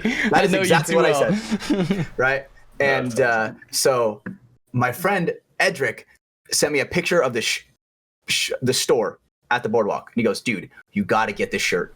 Oh. And sure as shit, I did. I fell in love instantly. And this shirt said, I'm not gay, but $20 is $20. And dude, the word gay is so fucking big. I got it. That is obviously what people are I looking feel at. Guys, I can't put this shirt on YouTube if that's what it says. I feel all right. Let's okay. Let me see it. I gotta see it. I'm waiting on the Brando. Look at the helicopter picture. Look at the shirt in the helicopter picture. Oh god, I did just notice it. It's the whole entire front of the shirt. Yes. Right? So going down the boardwalk, there were times where I would obviously the boys want to show, right? You know me, I'm an entertainer. Okay, but when you're wearing that shirt, that means something completely different, Hatch. No, right? So I would walk ahead maybe 20 feet from the whole squad. And bro, the looks, and I got my sunglasses on so I can see everybody else, right? Bro, the fucking looks said 1,000 words, right? And there were some times where I would walk past them, and there was this one where there's this restaurant that's in the side of a building, right? Where the side of the building's a little open to where you can there's seating areas. This guy, he's dude, he's elbowing his friend hard. He's like, I can read his lips, bro, because it's so obvious. He's like, dude, check out this guy's shirt. Check out this guy's shirt. And there's a fucking pole in the way. And all of a sudden I see him go, he's fucking staring at me. So, dude, the amount of looks I was getting with this shirt was so good. And awesome. Oh my god, yeah. Had some good entertainment on the boardwalk for sure. One of my favorite family-friendly shirts I have just says ATF is gay on it. I mean, the ATF are gay. It's a valid opinion. In the back, ATF is gay. I get compliments all the time. It's great. Yeah. I love it. Fuck three letter agencies. You are the man, bro. But that's a different opinion for a different show. AC was a good time. Dan, we asked Scott for his opinion. What did you think, because you weren't there, what did you think seeing it? Because my opinion, seeing it looked awesome. The venue, having it on the water with the city in the background, the fog in the morning. That was badass. It looked great. Yeah. I heard it wasn't that great there, but kind of what was your opinion on AC?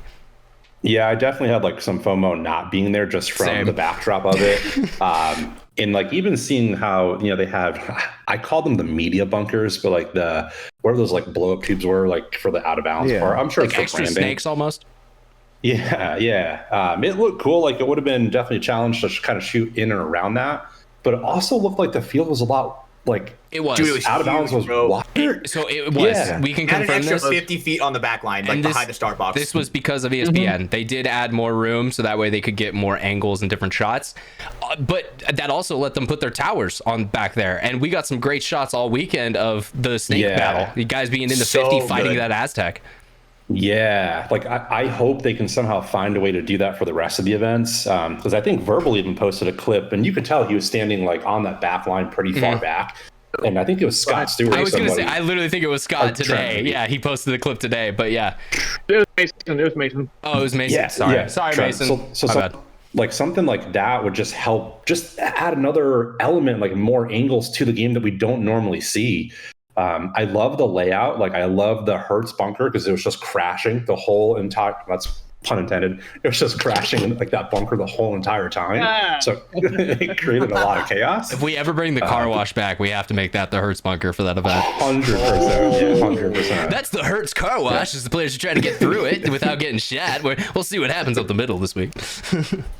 No, a lot of great things. It was a blast. I mean, obviously we touched on it with Scott, so we won't go too deep. But I mean, the layout was fun. I thought it was a blast. There was some great aggressive action there.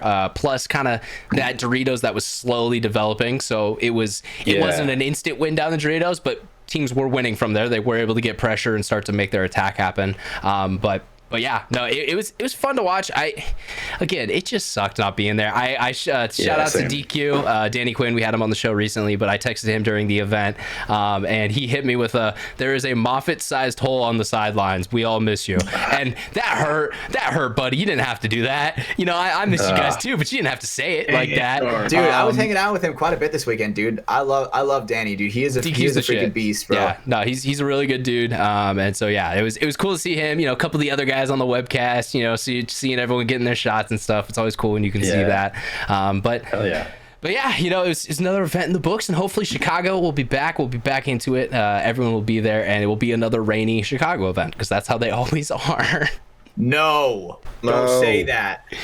Don't say that, bro. It's gonna. I mean, we jinxed it multiple years in a row, guys. We have reels on our page about us doing this. But Dan, backing out of paintball a little bit, I do want to touch back with your vacation that you took because we mentioned it a little bit, teased it a little bit, but buddy, you have some very exciting news. What happened in Disneyland?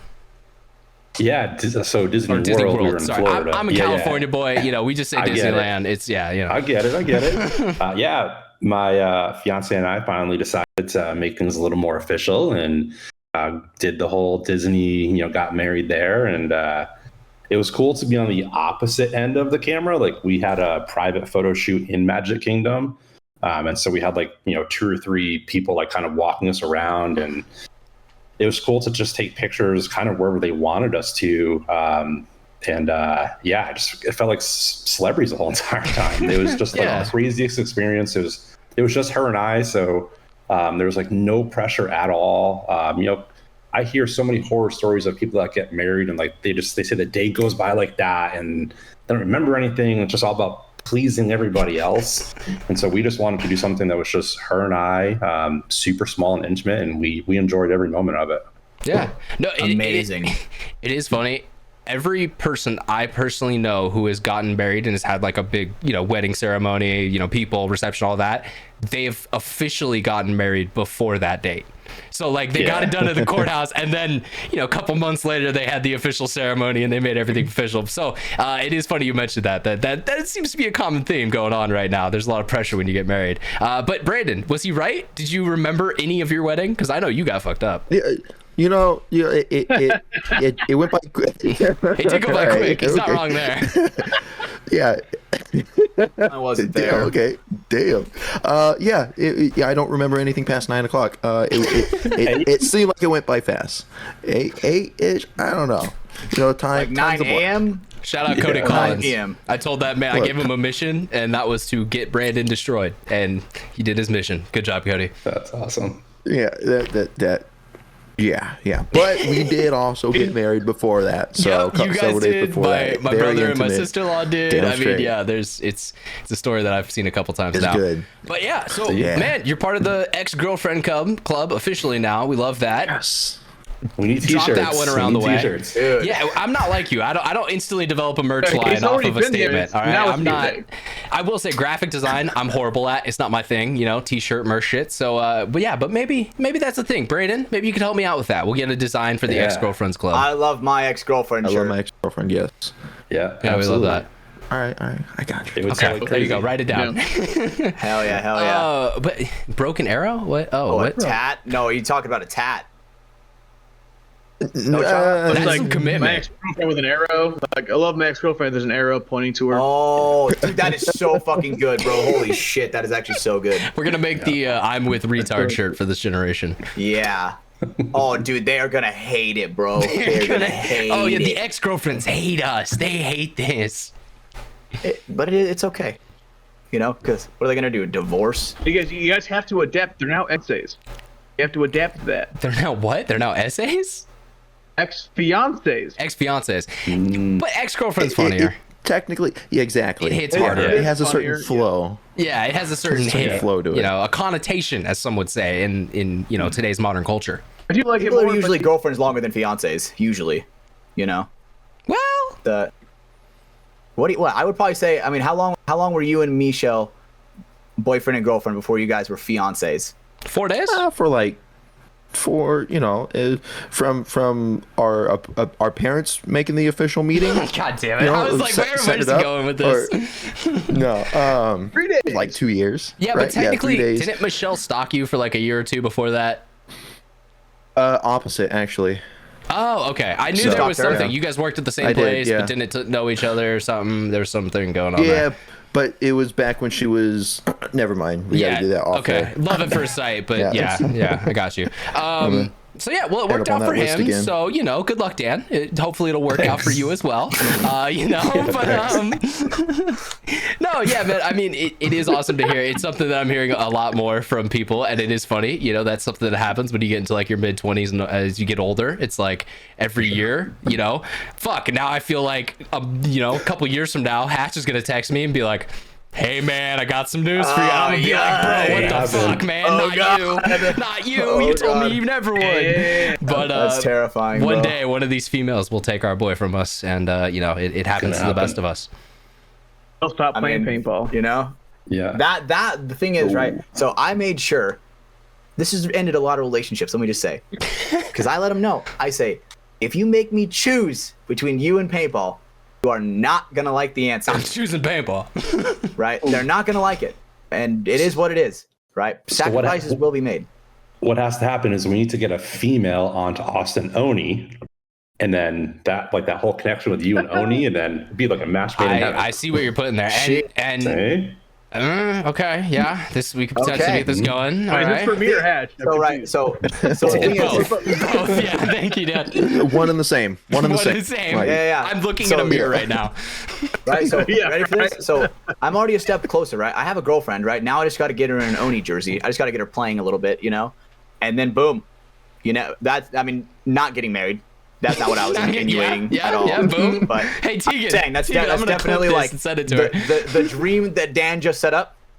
I can make that happen for sure. Yeah. All right. You know, so it's not. Planted We that get seed. her in That's an called Oni inception. jersey. If we go in historical, if we get her in an Oni jersey, we had one player named Angie Tejada.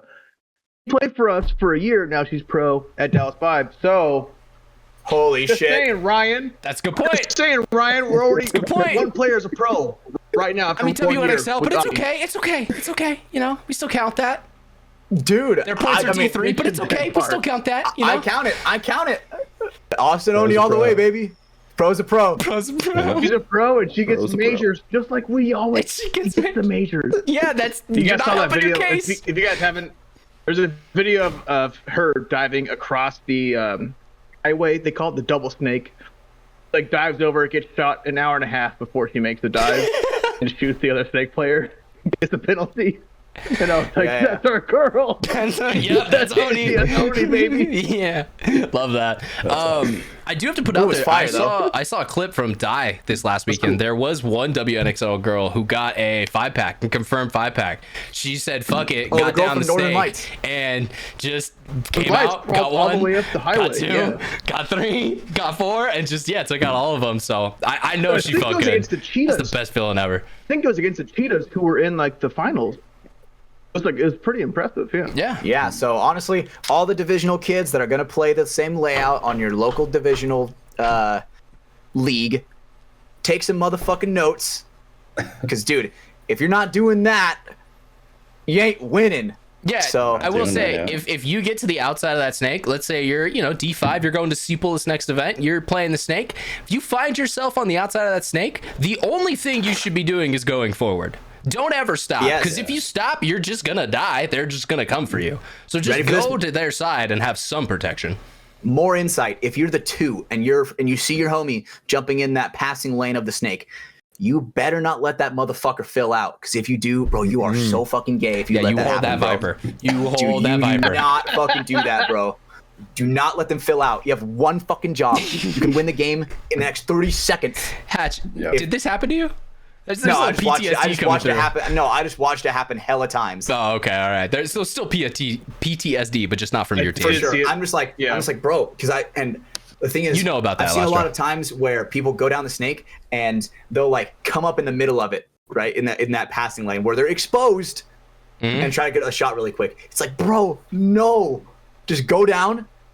If you're not seen, dude, that's like a free dub, bro. You have like a 95% chance of winning that point if you do that. I mean, let's be real. That's just playing the snake 101. Stopping halfway through is not big hatch energy. No, it's not. It is not. Big hatch energy is unless someone is shooting paintballs at you on the wire, you do not stop. You go until they stop you, and then you either look inside or battle that guy or do what you have to do. But if they don't know you're there, go get yourself. I hate looking inside. You want to know why I fucking hate looking inside? Because when I do, Brando says he has my fucking back, and then when he says he has my fucking back, he lets me get fucking run down. He let me get fucking bunkered, and then he died. He's the same guy. What he means is he's got your back to wipe it off after the points. Yes. I got you, buddy. You know, he did do that. He walked out. He goes, "I got you." Wipe my back off. My B, bro. I'm sorry. My bad. Fucking let me get stabbed. But you know what? It's okay. I mean, it's not really okay. Brandon, you fucking lost that match. Brandon, that's when you gaslight and go up, be like, dude, I told you to watch yourself. He's like, bro, did you not hear me? Like, I said, protect yourself. I said you're in an island. Fuck. We had one of the local guys at Outlaw this weekend got onto the outside. He's a snake player, and he came off the field. He was like, holy shit, that was such an adrenaline rush. Yeah, bro. It is. It's wild out there. Yeah. Because you're essentially just you're in no man's zone. Like you either the play works or you will get fucked up. There's the only two outcomes. The first time I made that crawl during practice, my butthole was puckered so hard. Oh my god, just fucking crawling forever. You're sweating, bro. You're sweating. Just every spidey sense inside you being like, this is not right. This is not right. Yeah. Just hoping they don't get in the snake or they don't fill out. Just there ain't nothing you can do. I liked going to like the 50 snake on the inside, and then when the game's starting to kind of stale out, right, and the move needs to happen, you back up a little bit, then jump over. Then it's not as much as a crawl. Yeah. You know what I'm saying? Yeah, that works. Then I did see Cedar. Cedar had a clip on some Instagram. I saw a clip of Cedar though at one point, getting out there, getting wide. No way. You gotta send me that. He got ran down right after. So that's probably why I didn't see it. But we love you, Cedar. You tried. Love that bud. Great energy. Big hatch energy. Love you, Papa. But I wanted to jump back in with Dan. We're getting towards the end of our time. We're still good on time, but for now, just what's the plans? What's like you said, you do want to get back into it, but obviously we're waiting on equipment and everything going on with that. I guess what's on the schedule in the near term. For sure. So the next event for me is USXBL here in Texas, the crazy hot one in July down at X Factor. I probably will be shooting for Oni. Got a bunch of teams already lined up. I'm going to do a little bit of some photos and reels for that. I'm going to dabble into that a little bit. I've got some more shirts dropping soon. I actually will have some test ones delivered this week. Scott's probably going to help me shoot one of them. He's a great model. Stuff for it. I've got some. Totally excited for it. Yeah. Honestly, I cannot wait till one day you and I can shoot together, Lastro. That's gonna be we are gonna have a legendary shoot, bro. Yeah. Technically, we did during that interview, but you were too serious. I was way too fucking serious, bro. Lastro, can we please get a ghost bed ad with you and Hatch in a bed together? I think that would be the greatest thing ever. Fuck yeah. For anyone who hasn't seen Lastro's ghost bed ad, you gotta look that up. We have to braid our curls interlock. Curls interlock. Bro, dude. Now I'm just picturing like that shit where in Avatar with the blue fools, where how they fucking shit like fucking wrapped onto each other and shit. That's how our molds are. Isn't that how they had sex? I was just gonna say, there's some say that, bro. There's some I knew you were gonna fucking say that. Homosexual connotations going on here, but it's okay. We don't judge. From the sidelines, we don't judge. No, big Hatch energy right there. Hey, love is love. Let's fucking go. Big Hatch energy for sure. That's a shirt idea for you right there. Yeah. Holy shit, dude. We're in the talks with NECTR. We're trying to make some stuff worked out with them. That came out during that episode, and yeah, we've been talking with the Martin twins over there. But yeah, love the guys at NECTR. They're doing some great stuff. Love those guys. Yeah, I mean, Brandon, Hatch, do you guys have anything else for Dan before he has to jump out of here tonight? No, I mean, he is a married man now. His time's no longer his own. You know, he has a lot of things to take care of. Busy wife at home. Happy life, happy life. Damn straight. You know, whatever she says goes, right? Huh? Yes, ma'am. Yes. Oh, yeah.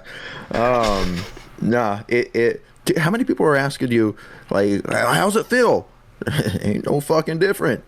Yeah, exactly. Like, that's, and then, you're, like, the reactions, like, it doesn't feel any different. And if it does feel different, like, you did it for the wrong reasons. Like, it should just, That's the same shit. No, Wait, people so who had that happen are having for... a fucking "that's so Raven" realization right now, bro. Well, I was gonna say that, or getting married for dual BAH doesn't work out. Like, that's not a good thing for life and future. Probably not. Nah, yeah, it's not a good idea. And she's awesome, by the way. Couldn't be happier for either of y'all, or for both of y'all. Like, it's awesome. Like, what happened? She's the greatest person ever. She encouraged me on St. Patty's Day to drink at 10 a.m. So cool. Hell yeah. It's awesome. That's all it takes to get Lastro's approval. That's I can drink alcohol. She said, we're good. JJ, if you don't start now. And I was at practice, and I was like, right. You're right. Hell yeah. Well, that's the attitude. We're like, and I will say she's been, I mean, from the outside looking in, obviously, but she's been supportive of paintball and everything that you've been doing. So, I mean, hey, we always love fiancés and people, people around the game, wives now who are supportive of it. So, yeah, that is awesome to see. Is she gonna start playing? I mean, I wish. No, I mean, she would crush it. I think if she did. She's definitely like an adrenaline kind of person. Like, used to have a skateboard background, so I think she would definitely transition very well. But no, she's been just like so supportive from day one. When we were going to the events last year, she had no idea what she was doing. It's like signing up for that kind of stuff. And so she started up that paintball account last year, and it exploded. And the whole goal of that was to get it to a point where she could like hand it off to somebody else and like have other people in the community run it. Mm-hmm. Unfortunately, some of the folks who offered to take it off her hands like haven't really done anything with it. So it kind of sucks to like see that account die because it was doing so well just from her. Mm-hmm. So yeah, she's just so supportive. Like even on Sundays here at Outlaw, it's just like, hey, go as long as you need, as long as you want, get whatever the footage you need, and then I come back and I literally edit for hours the same day so I can get my practice photos up the same day. And she's just so supportive about it. So yeah, I for sure wouldn't be this far in this journey without her support. No, that's awesome to hear. And I mean, it's something that, Hatch, we know you've been on the other side of, and it's it makes it so much harder, bro. To like try and to try and okay, I love this thing, I want to get better at it, but every time I do, the person who I love or who I'm spending all this time on hates me for it. What the fuck? Like how do you find that like straight up? How do you find that line? Hatch finds it by saying fuck her and finding a new one. Amen, baby. Smoother sailing. I think you got to start up like a paintball dating site, like holy fuck, like Bunker Dan or something. Shelley, dude, holy fuck, dude. Wait, isn't that your dog's name? Bunker. It is, yeah. I was like, what are you talking about, dude? Can we make him the logo? Shelley, you are coming up with some fucking gold, brother. Holy shit! Write that down. Marketing mind, pick up lines like meet me at the dream. That is so fucking good. Yeah. Holy fuck, dude. That is so good. Hit, babe. I've been trying to think of one. I could not think of a paintball pickup line right now. But there's probably some great ones out there that Go exist. faster than 10.5. Oh, that is dude. That gets him wet, bro. I was gonna Holy say like shit, that, or one's crazy. like, you know, I used to play semi on If cap that back in the does it, day. nothing will. way back in the day, like when I first started playing, 40 years I think it was ago. JT. Yeah, exactly. They had a shirt, and I was like, it was paintball players have like the fastest fingers in the game. Like it was something stupid like that, and like it was all like these jokes cringy. that were just all very cringy. So there's definitely a bunch of paintball innuendos out there. Do you know how many times I've heard that in my life? Oh, his girlfriend must love him. Yeah. Dude, I've heard that shit probably triple digits. Probably over 100 times I've heard that. And I've been Why? playing paintball for on the better side of 10 years now. Hatch, right? why would his girlfriend love him? You know, Can't even sometimes explain when it, okay. sometimes when you just fucking you're just shooting it so Yeah? fucking Yeah, good. what? You know what I'm talking about? And you're When just you do what so good? You're shooting your paintball gun so well. Oh yeah, you know? okay. Fucking really you're just getting it efficiently, you know, you're just feeling every shot efficiently. And So, you actually find the right spot on the trigger. absolutely, That's it. you know. Walk it. It's all about that sweet spot. Yeah, walk the trigger nice and smooth, like consistent. We're talking about the clit, ladies and gentlemen. Good luck finding it. Amen. But what? Pokemon? Pokemon? Is that a Pokemon? Yeah, I know you don't know what that is, LastRow. It's okay. You'll learn one of these days, hopefully, somewhere along the way. But yeah, no, I mean, I asked if it was in her purse, and that's normally where she going loses on? things. And she couldn't find it, so I asked if it was in her glove compartment in her car. She couldn't find it, so I just gave up, and that's why we're not married anymore. yeah, that would make sense. Amen. We'll find you somebody. You okay, buddy? Just Why gotta, don't you take a drink? Google Hey, it. LastRow, why don't you take a drink real Hopefully quick, she buddy? finds it. Why don't you pour one out for the homies? There you go. There you go. Hell yeah. Just make LastRow drunk again. That's what I love. Yeah. All right. Well, on that crazy tangent, I don't know where that was going. But yeah, so USB XL next event up. World Cup, Chicago. We Yeah, thinking we're Chicago jumping in Cup. those. Okay, yeah. So all right. Oh, yeah. Hopefully we'll see you at those events as well. Those are always a good time. Oh. World Cup's always a blast. So I'm looking forward to that again this year. Yeah, and hopefully maybe ESPN visits us at another event. That would be cool as well. Do we know when it airs?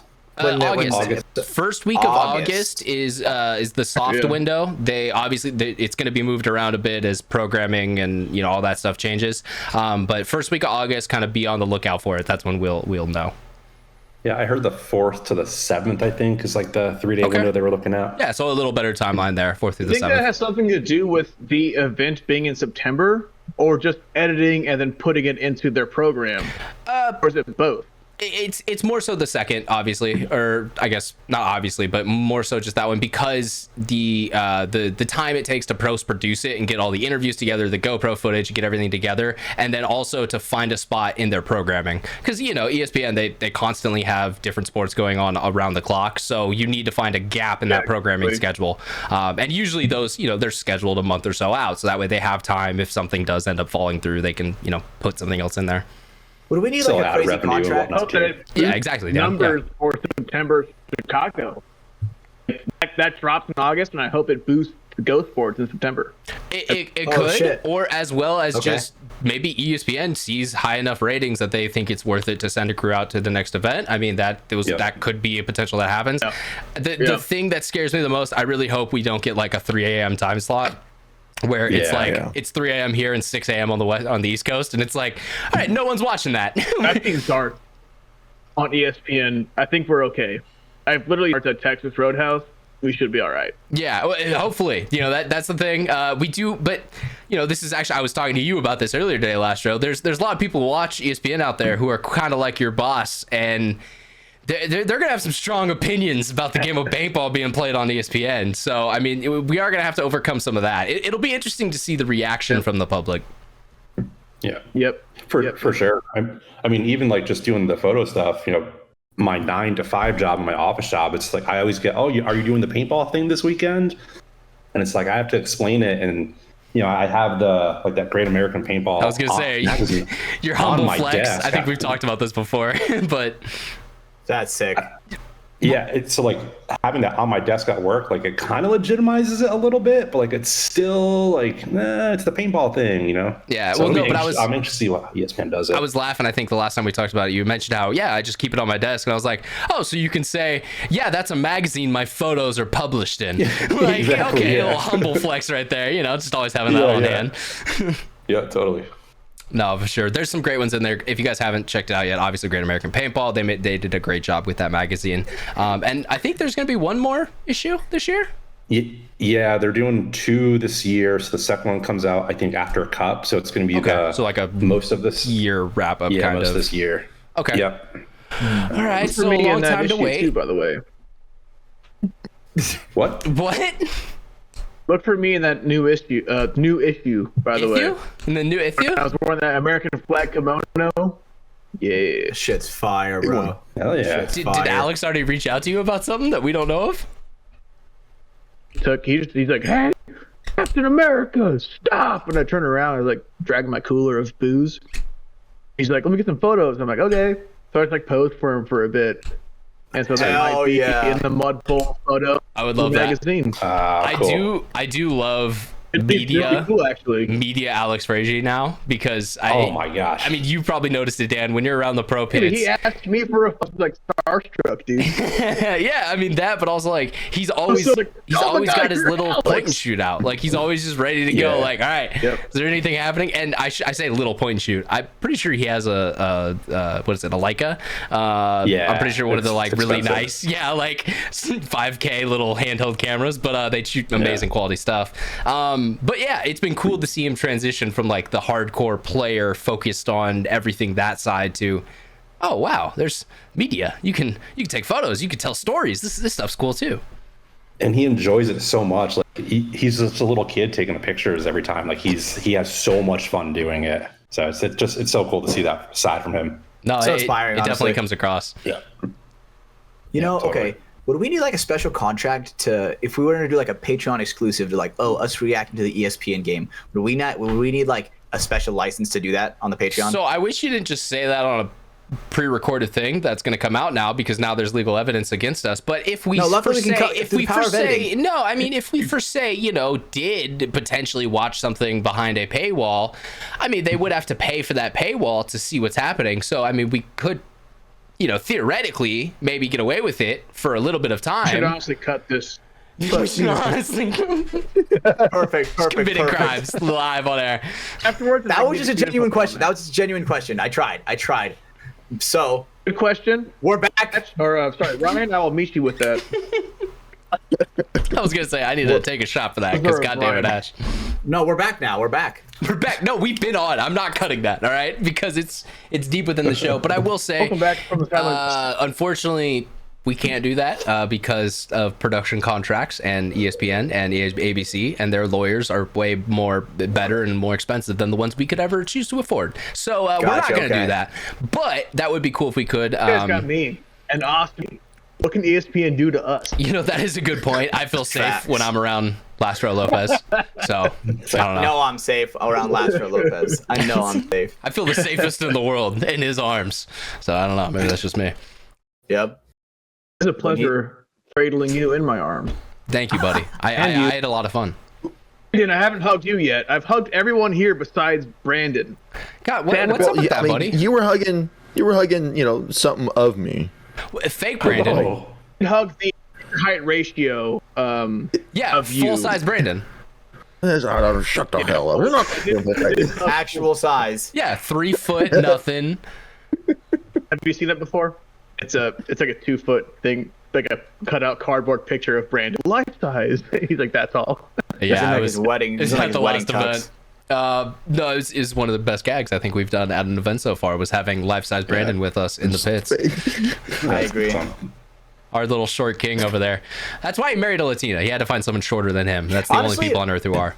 Genius. We still use that chant. Like Chim was still using that chant where it's like, let's go, Brando. Like that same like chant where all of us do it at the same time.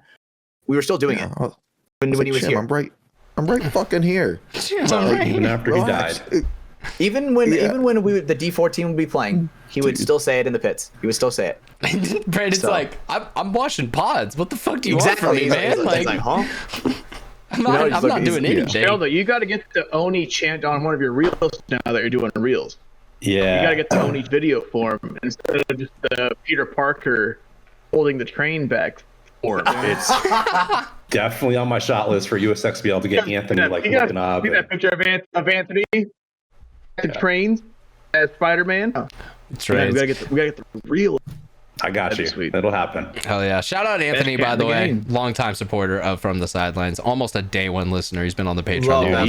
He's such a good guy, too. He's such an incredible human. Yeah, I mean, he's there Saturdays, Sundays. Like he would be there on Nightball if he didn't work nights with me. Like he's that dude. Yeah, no, he just has no life. So yeah. Solid guy. Yeah. I mean, fuck, dude, the guy's got 5 years to get to pro. The guy's got 5 years to get to pro. Better dedicate a lot of his time. Yeah, just wait. No, but I will say, actually, he is. I will say he's gotten better.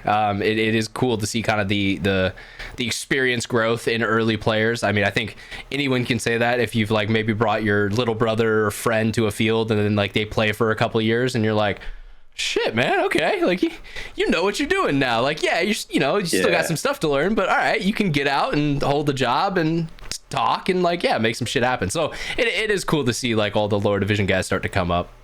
You know, Ryan, you and I got to see something that Brando you didn't get to, you can't really relate to, but we got to see the Oni play in person.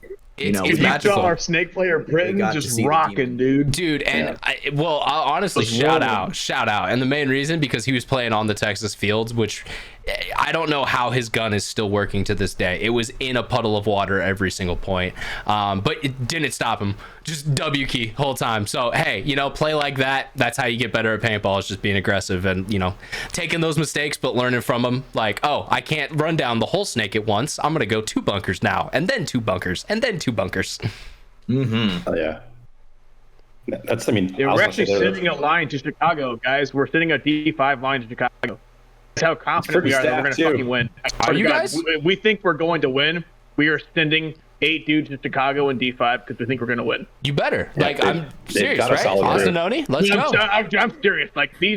From last year's Oni D5, it's dog shit compared to this year's. Like, I literally expect us to win. I'm super stoked. I can't make it because work, but no, dude, it's going to be awesome. We're super stoked. We're sending guys to Chicago. MG, you'll see us there. Hell yeah. No, but that's what we like to hear. I mean, that's how you get better at paintball is you play more paintball. And, you guys got lucky with having an event literally in just, your backyard essentially last year and a little bit away this year, but I mean, still pretty close. And yeah, now it sucks, but you got to go, you got to travel, you got to pony up the money, go somewhere else. But that's how you get better at the sport because unfortunately, local competition. Nationally known too. We're Texas known. Everyone knows who we are here in Texas. No, that's true. Go to Chicago and be like, who the hell are this Austin Oni guys? You guys are going to become like the next, like, I don't know, like hype divisional team. Like we've seen those throughout the years. There's always that random team that comes up. Yeah. Yeah, we're going to be the next, I don't know. Leverage? DMG boys, we're going pro, dude. I wouldn't want to be in the next DMG because then that means that you also get relegated after a couple years. So it's not good. Also means that you have no funding. It also means that you have constant turmoil. It means that people come in and out every single year. You don't want to be DMG. Trust me, I was there for DMG. You don't want to be that team. Love those boys. Love every single person on that team. We're not doing that. We got the new DMG. Don't do that. All committed on new DMG. Are you? I would say so. Well, that's good. I would definitely say so.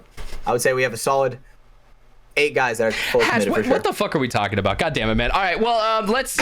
Okay, so Dan, we're going over time a little bit, but I guess final thoughts type moment with you because I don't want to take up too much of your night with your new beautiful wife. But what's final thoughts? What's kind of the last thing you want to leave us with? Is there any shout outs you want to give? Is there any projects that you're working on shortly? Is there a follow up to the children's book that you put out last year? I was trying to remember the name, but I couldn't.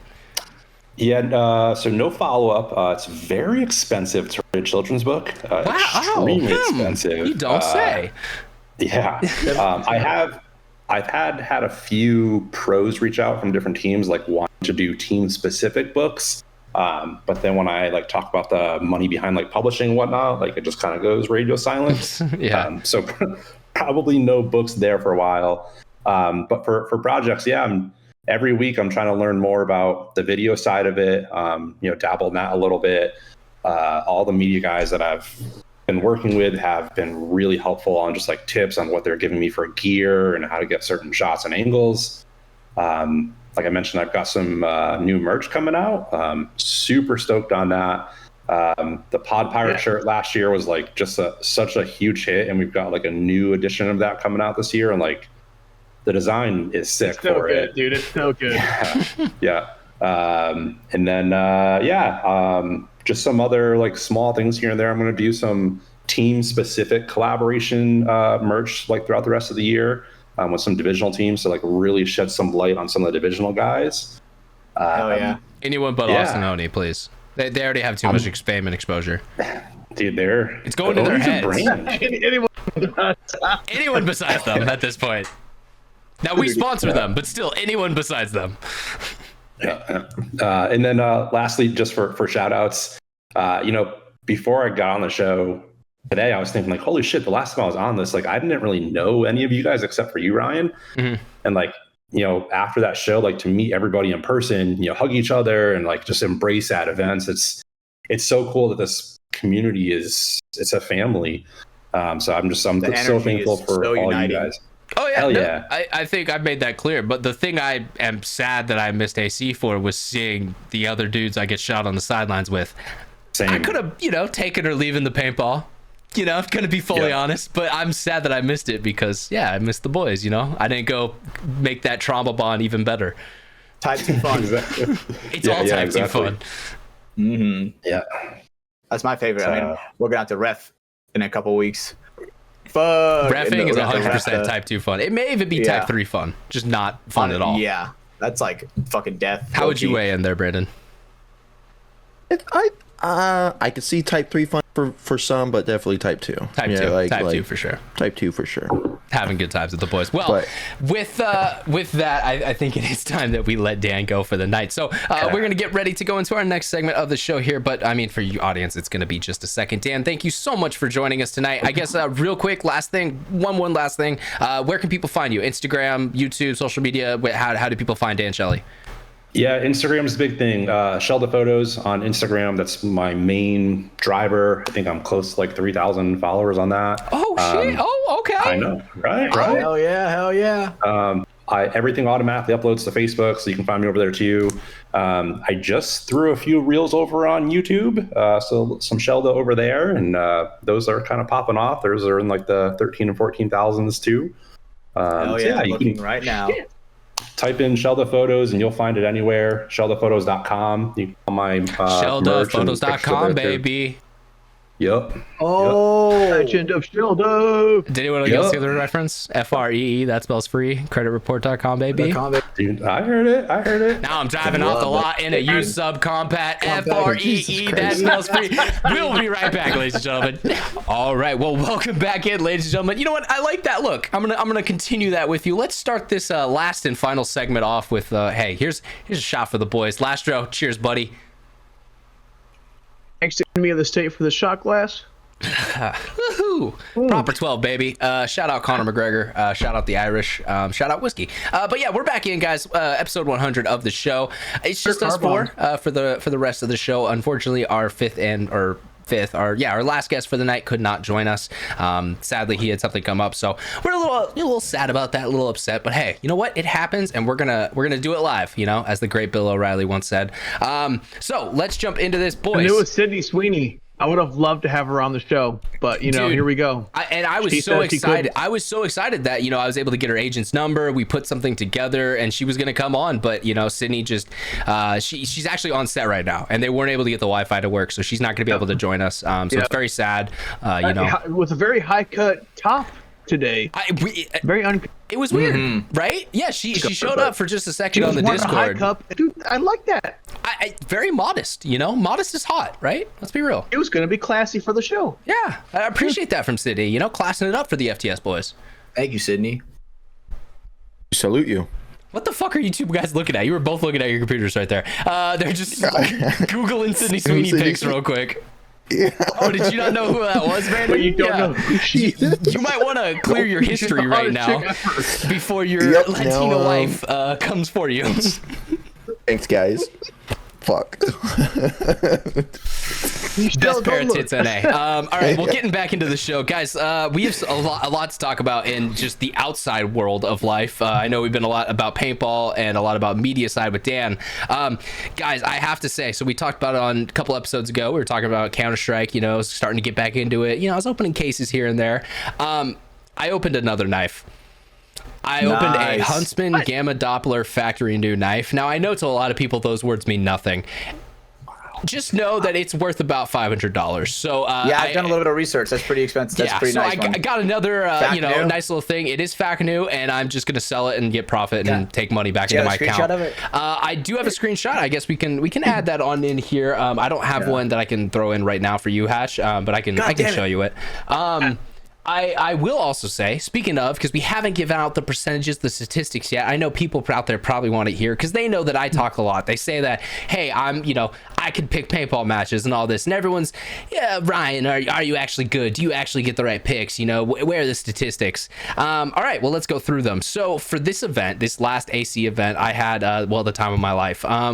Ended up profiting. 4%. Profiting $1,464, 36 cents from the weekend as a whole. Was able to do on Friday 11 for 13 picks, or 84%. Saturday was 8 for 12 picks, which was my worst day. I was 66% on that day. And finally on Sunday it was 6 for 8 or 6 for 7, so 85%. The only pick I got wrong on Sunday was I picked Aftershock to beat Legion in the finals, just because I was up massively. And they were underdogs. I was up. I wanted to see Thomas Kim win an event, because that is one of my boys in paintball. I mean, the first event I ever went to was filming Thomas Kim and his team. So always like when he's in the mix and doing good. They weren't able to get it done. Legion did just look good enough. So I lost that one. But overall, I mean, we went, what is that? 25 for 30 on the weekend, which would make it an 83% pick rate. Look, if you're talking about sports betting, that's one of the best pick rates you'll ever fucking see. I mean, anything over that is just ridiculously absurd. So to get that done is amazing. I did get a text from my Kirgo go-between, the guy I talked to on that, and Kirgo wants to have a conference call with me. So yeah, heads up, guys. There might be limiting some bets in the future, but LastRow, stop. I know what you're doing. I saw that. So just keep that in mind. If you want to get in sooner rather than later, because they might be starting to limit some of these things, because a lot of us are taking a lot of money from them during paintball. And of course, it is a casino, so there's other things on the site. Don't do that. I mean, obviously, if you fall into it, you fall into it. I like playing blackjack myself, and I'm gonna be honest, I put about $100 on it this last weekend. I lost that $100. That's not good, so let's just not do that. Let's play sports betting. Let's pick paintball. Let's do things that we know, and let's make money. Let's not be dumb. Let's not chase losses with table games. But the rest of the weekend went great. For the overall season, so this is my total record for all three events so far this year. I'm sitting on 116 correct picks and 159 overall picks. So that is a statistical percent of 73% correct for the year. So I'm doing pretty good. I'm enjoying it. I'm having a good time. 74. I was close. 70, okay, yeah, it's pretty close over there. But yeah, you guys, I mean, if you want to get in on the action, head over to Kirgo, use code FTS if you want to get signed up. But I honestly, do it. I mean, it's fun. It makes these games a blast. I was sitting at home watching every single game back to back to back to back this weekend, because I was just, all right, we got money on the line. Let's see what happens here. Hell yeah. I do want to say, as someone who has put money in things, who has bet money, I work for a company that puts bets on college football, baseball, basketball, you name it. You already have a gambling sponsor. We won't mention them here. Bet it 73%. Guess what, guys? You're winning money. So if you bet every time with Mafia, you are gaining money. Sounds like a C+. Oh, 73%.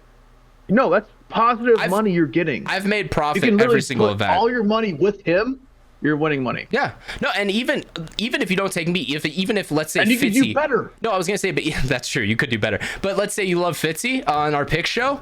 Fitzy still went over 60% for his picks on the weekend. That's still profitable. You're still making money if you follow those picks. And some of those were underdogs too. Like we talked about, we had Impact beating Ironman. Bro, that was plus 3.5 to 1 essentially.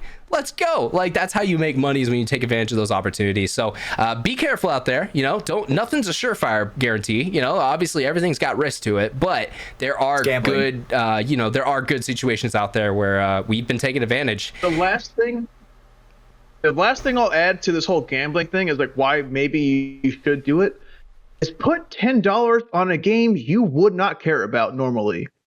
You will watch that game, and that'll be the best game you've ever seen in your life because you're rooting for your team to win just because you put $10 on them. Yeah. You're going to watch all 40 games of their prelims. You're going to watch Saturday, Sunday. You're going to watch every single game because you bet $5 here, you sprinkle a few dollars there, $100 here. A game that you don't care about. You don't care about the teams.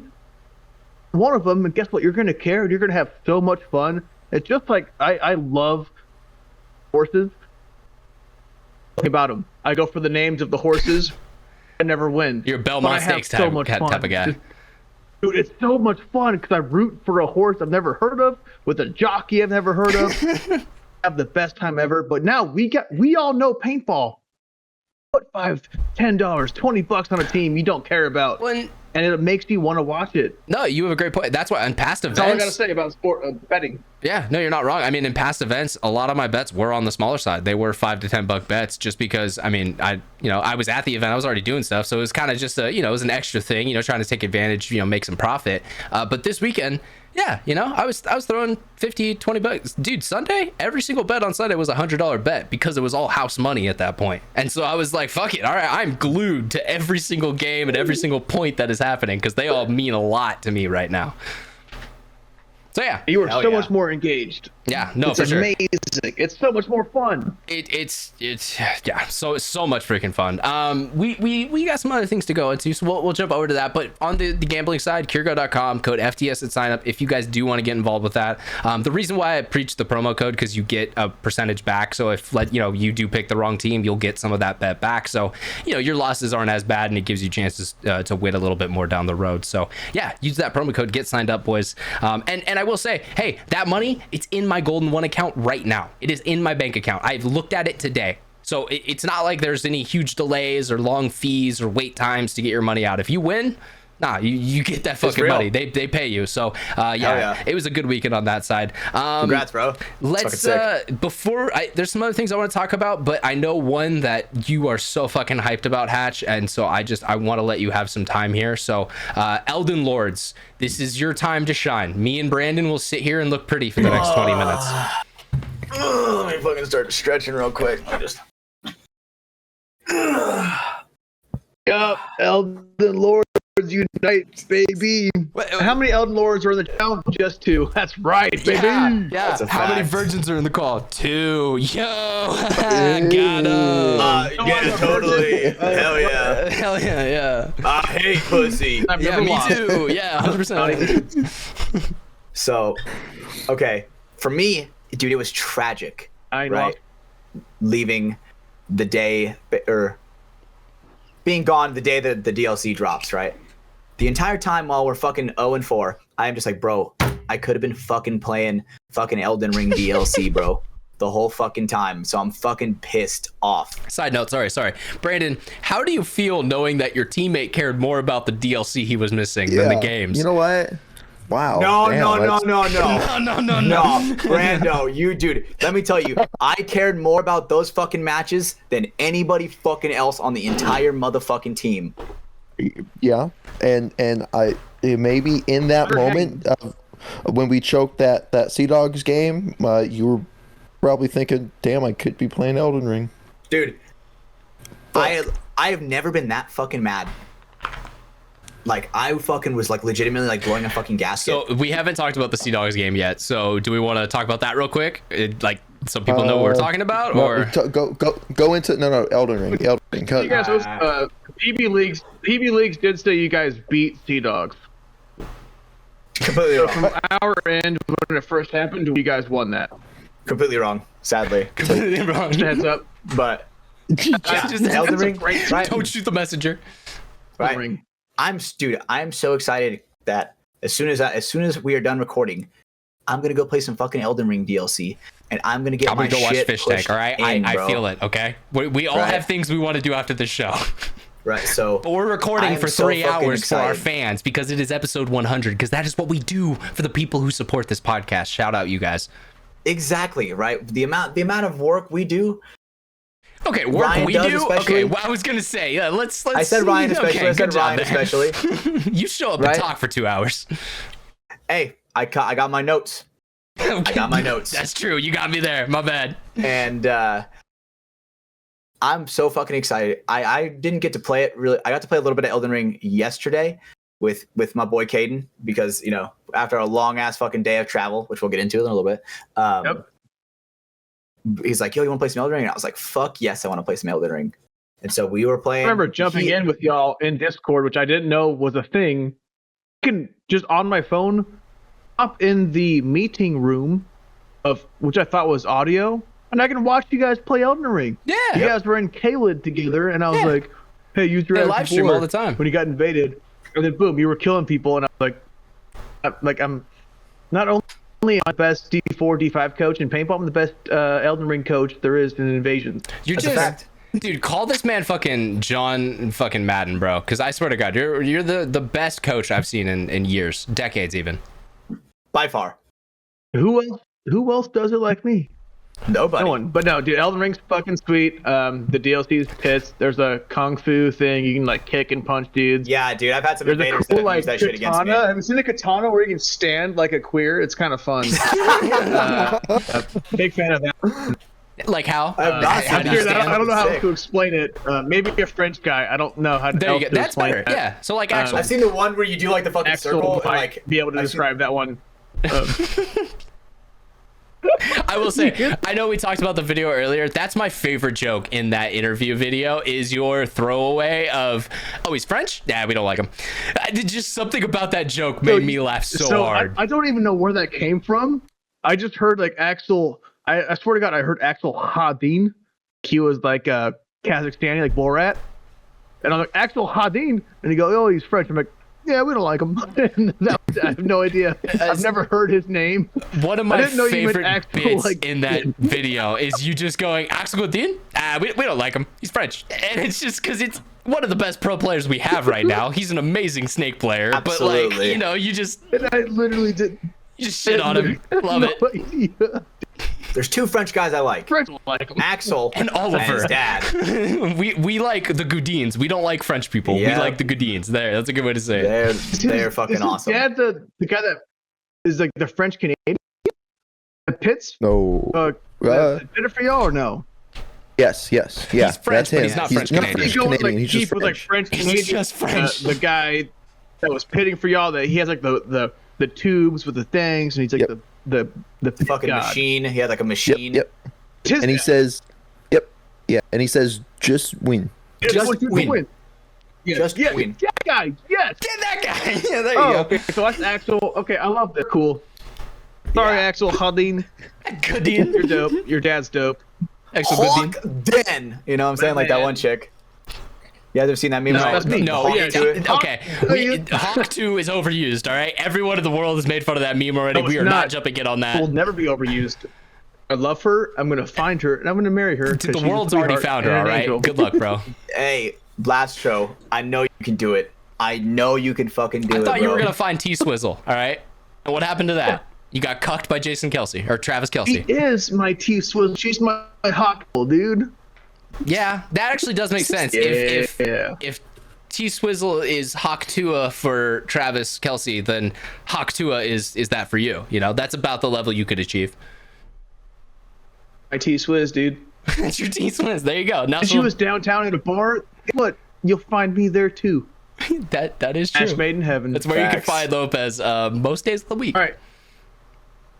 Paintball things. What's next? Elden Ring. We're playing it.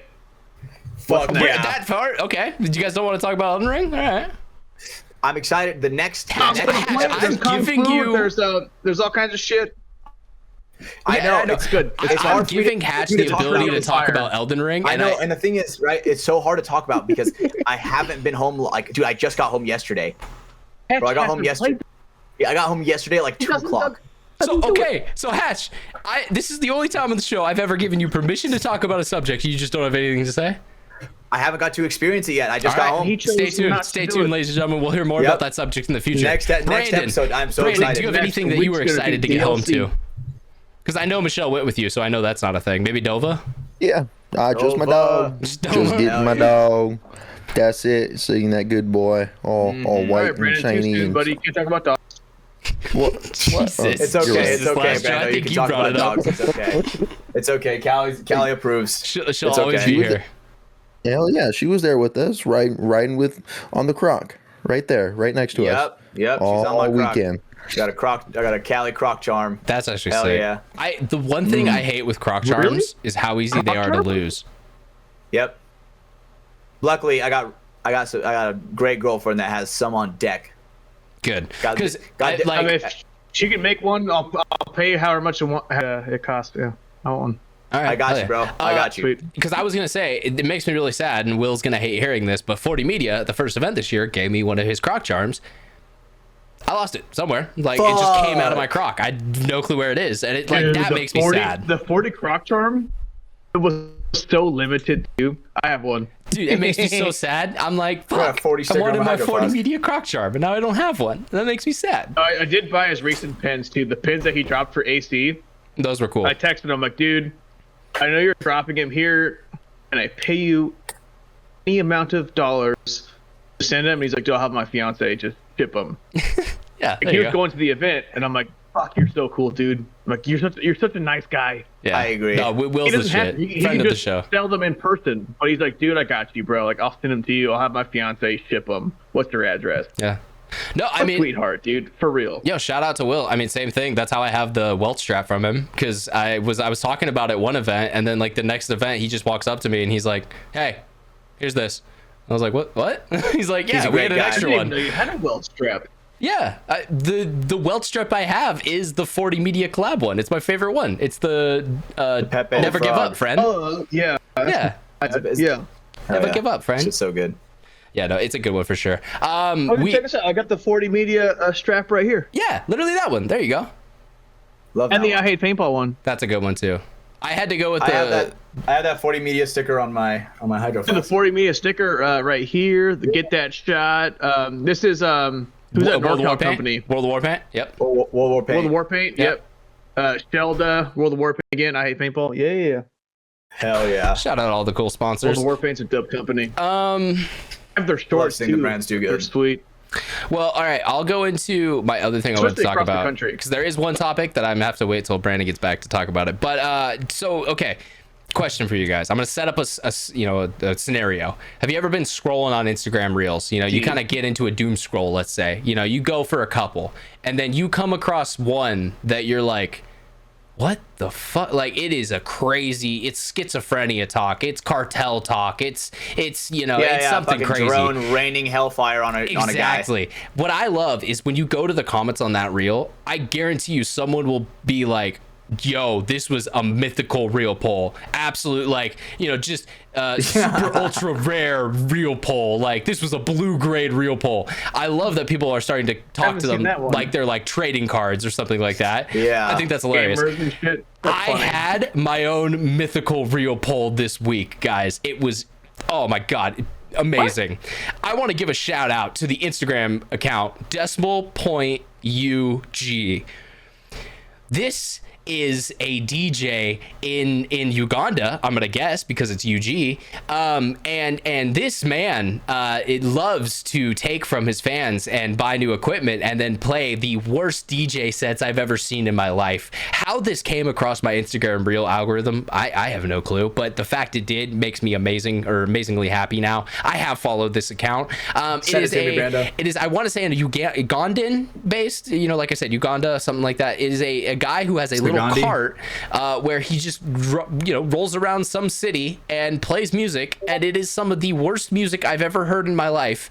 It sounds like barn animals playing like DJ techno tunes. It's confoundingly confusing at times, but absolutely a mythical real pull. I've never seen something this amazing. Thank you for pulling up his account. Yes, it just, if you look at it, it is Jesus Christ, it is just amazing.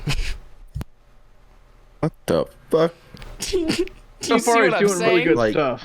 I like that fucking hairstyle. What is that? The dick? He's got 7-Eleven shades on, which I always love.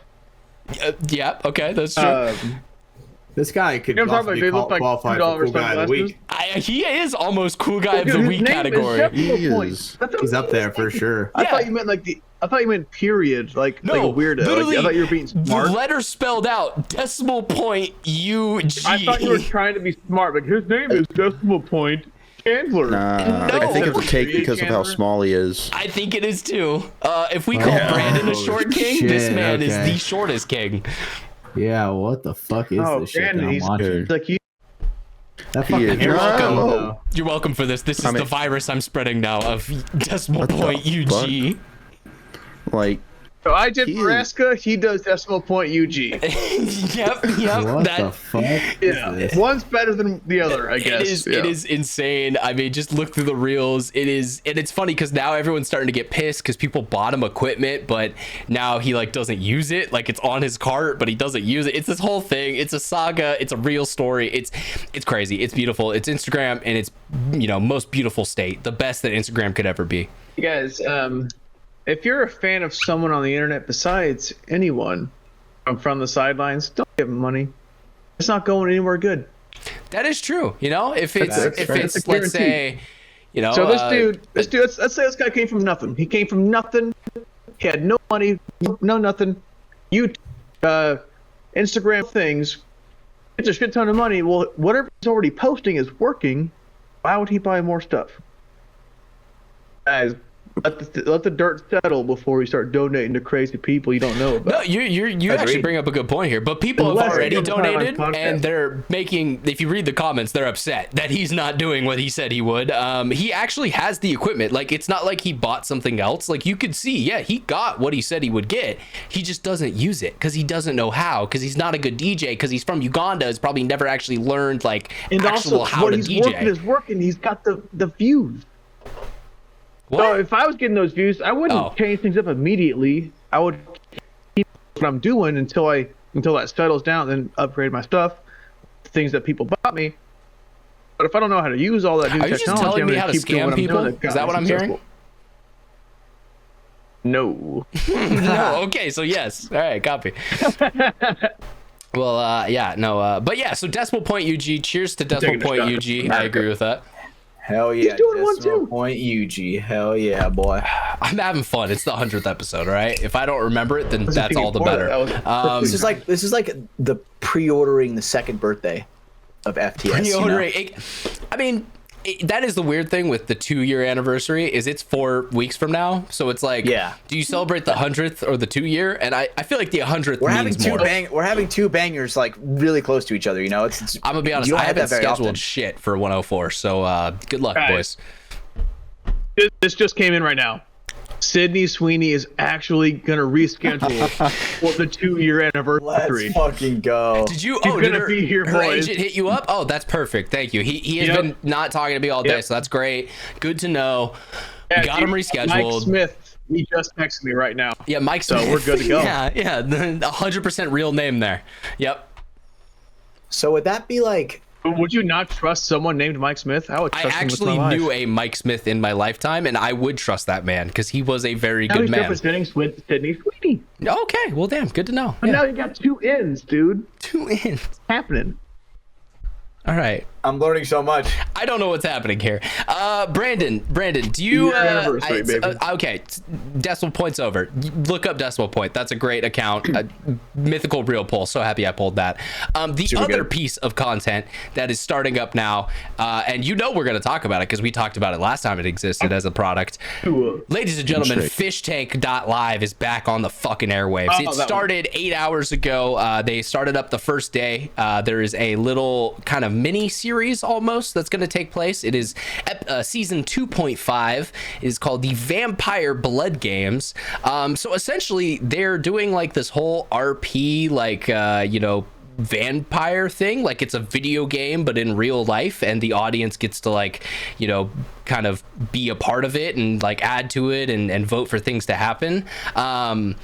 It looks amazing already. They've already brought back it's 2.5 like I said, and it's also they're considering it an all-star season, so they're bringing back a lot of fan favorites.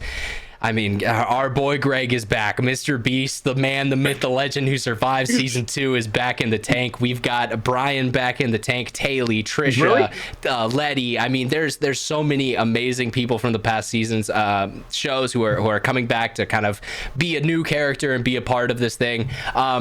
Today has been full of tech issues. The site has barely worked. Nothing's gone well, but both the past 2 seasons also started the same exact way, because the site goes from having no one on it to all of a sudden, thousands of people wanting to refresh all these video feeds really quickly. That's the story of like a day one of everything. Exactly. So once they get that buffed out, we'll start to see more stuff. Sam has made an appearance. He is a vampire. So he is the mayor of the town, and he is giving off vibes that he is 100% a vampire. In fact, one of the contestants at a point today said, so we're gonna be real with each other. That guy's a vampire, right? And everyone's like, yeah, 100%. But it'll be funny to see the story that they choose to play out. They have a whole, like, everyone has airsoft guns. They're doing like this whole like real life gameplay type thing where stuff has valuable items, or you could sell them to people. There's NPCs that are like cast members who are there ready to help people out. So a lot of cool ideas. As always, the website looks awesome. I think FishTank.live's website is always one of the best experiences. They do really cool things to show you with like the map where all the cameras are, where everything is taking place. They have the director mode that kind of shows you the best, the most happening action that's going on at that moment. During the break, Brandon went over to it and started watching it, and I got mad at him because I can't watch it right now, and I want to watch it. So I want to go back to it. So how much money does it cost just to watch it? So it's free. FishTank.live as a product is free. You can head over there and watch it. You can. There is a subscription pass, which I've paid for. I paid for it during season 2 because it lets you get access to the chat, and you also get some free money that you can do stuff with on the website, or involved with the fish. So that's cool, but you don't have to. You can completely just go to the site, check it out. Obviously, there's some bonus cameras and stuff that you'll miss out on, but yeah, you can go check it out for free today. But dude, Fish Tank, last time it was on, it took up my life, and I was watching it all the time. It is such a cool experience just knowing that there's something going on live right now, and if you tune back in, there's a new part of the story that's taking place. It'll be amazing. So I can't wait for the man, the myth, the legend, Airsoft Fatty to show up in the ring, because I have not seen him yet, but he's coming. I've actually seen him in some other reels. I pulled some Airsoft some Fatty. Pretty rare ones with Airsoft Fatty. He's been popping off, bro. He's dude, honestly, and I will say this, he's lost weight. Like, he's been doing a whole workout exercise. He's so active. Airsoft Fatty is becoming Airsoft Thinny. I mean, he still is overweight, but he's like, yeah, he's posting daily videos of him working out, like, doing runs, doing like stuff, trying to become better. Dude, so that transition is gonna be fucking insane, bro. Oh my god. And I think honestly, a lot of it has to do with Sam Hyde. He's like pushing him on him. What's up, Loso? Ryan, I do believe you're quite jealous of me for shooting machine guns with Sam Hyde. Yep. We've talked about this. You got to go to range day. The creator owner with Taylor from PKA, with Windagoon, with fucking Sam Hyde, with fucking I don't know, Matt Carricker. Throw him on the list. Literally anyone who's cool in the fucking YouTube space, you got to go meet. And I hate you. Every gun you've ever heard of. Yeah, every YouTuber. Brandon, you know when Taylor was talking about range day, LastRow was there. Yeah. I watched those videos videos with Taylor in them. In fact, most of the people who set that up, you'll see a guy with my mullet. I'm wearing a Hawaiian, or not Hawaiian, a tie-dye shirt with bell bottoms. You'll see me. Yeah, so God, next time there's a range day, I want to go because machine guns. I was so jealous. That looked like the most amazing day one could ever dream of. Yep. That sounds like the greatest day ever. We had a huge after party where the paid for, so we went to this like country dance club or dance hall, whatever you would call it. Yeah. We rented out the outside patio, and so it's like there's like 200 gun people / streamers in this outside patio. And you go to the bar, like, hey, I want a Buffalo Trace on the rocks. And they go, all right, just give it to you. Fuck yeah. No charge. Love that. I will say, what I love about you being connected with us and that whole thing happening is we can now say we are one step away from someone who met Taylor. So, like, PK and FTS, we're so close, bro. We're so close. The overlap is so close. Oh, dude. So close. It's right there, dude. I will say, did you meet Harley? I know he was there. I don't know if you talked to him or anything. No idea who it is, to be honest with you, man. Epic Mealtime? Probably Harley did, Morenstein? but I have no idea. The biggest Jew you'll ever meet in your life? I did meet Mr. Beast, lead producer, but I have no idea who Harley is. Holy shit. Lastro, are The you number 2 Jew. guy on Mr. Beast was there, but I don't know who Harley is. Lastro, honest question. Do you remember back in the day watching Epic Mealtime videos? Yes. Yes? Harley is... Oh, he's tall guy. Yeah. He's Sauce Boss. Oh, yeah. Yeah, that's Harley Morenstein. Yeah, I've known him for a long time. Yeah. What the fuck? You've just known? Okay, all right. Well, hell yeah. Did a podcast. Yeah, I know him. Okay, all right. Well, hell yeah. That's we love that. Maybe one of these days we gotta get Harley onto this thing. Yeah. I'm coming. I'm sure you, Ryan. I'm sure you know Unsubscribe. You know all those guys there. Yeah. He's been there before. Makes sense. When you say Harley, I'm coming, bro. I go with like a chick. That's me. I got what you're saying. I get what you're saying. But yeah, as I'm trying to say a couple times now because the internet. But I'm coming. All right, I'm gonna be down there. We're gonna make some great content. We're gonna meet these guys. FTS is gonna grow. We're gonna be coming. That's true. That is true. Family vacay. Wait, what? Why is the family vacay coming? I don't know, dude. It's a little sus. FTS family vacay. We're coming in Austin. Exactly. We're coming in Austin. Gotta love that one. It's a new country western song. Post Malone, he's just writing it right now. It's called "Coming in Austin," and it's about all of us. Hell yeah! Brandon, your face. Coming in Austin. Floating the river, going to bars, eating barbecue. It's going to Lady Bird Lake and getting killed. You know, it sounds like fucking heaven. Sounds like Austin. Mm-hmm. I mean, whatever you guys do down there in Texas, you do you. You do you. Yeah, well, we do. We eat hot dogs and we remember the Alamo. That's about it.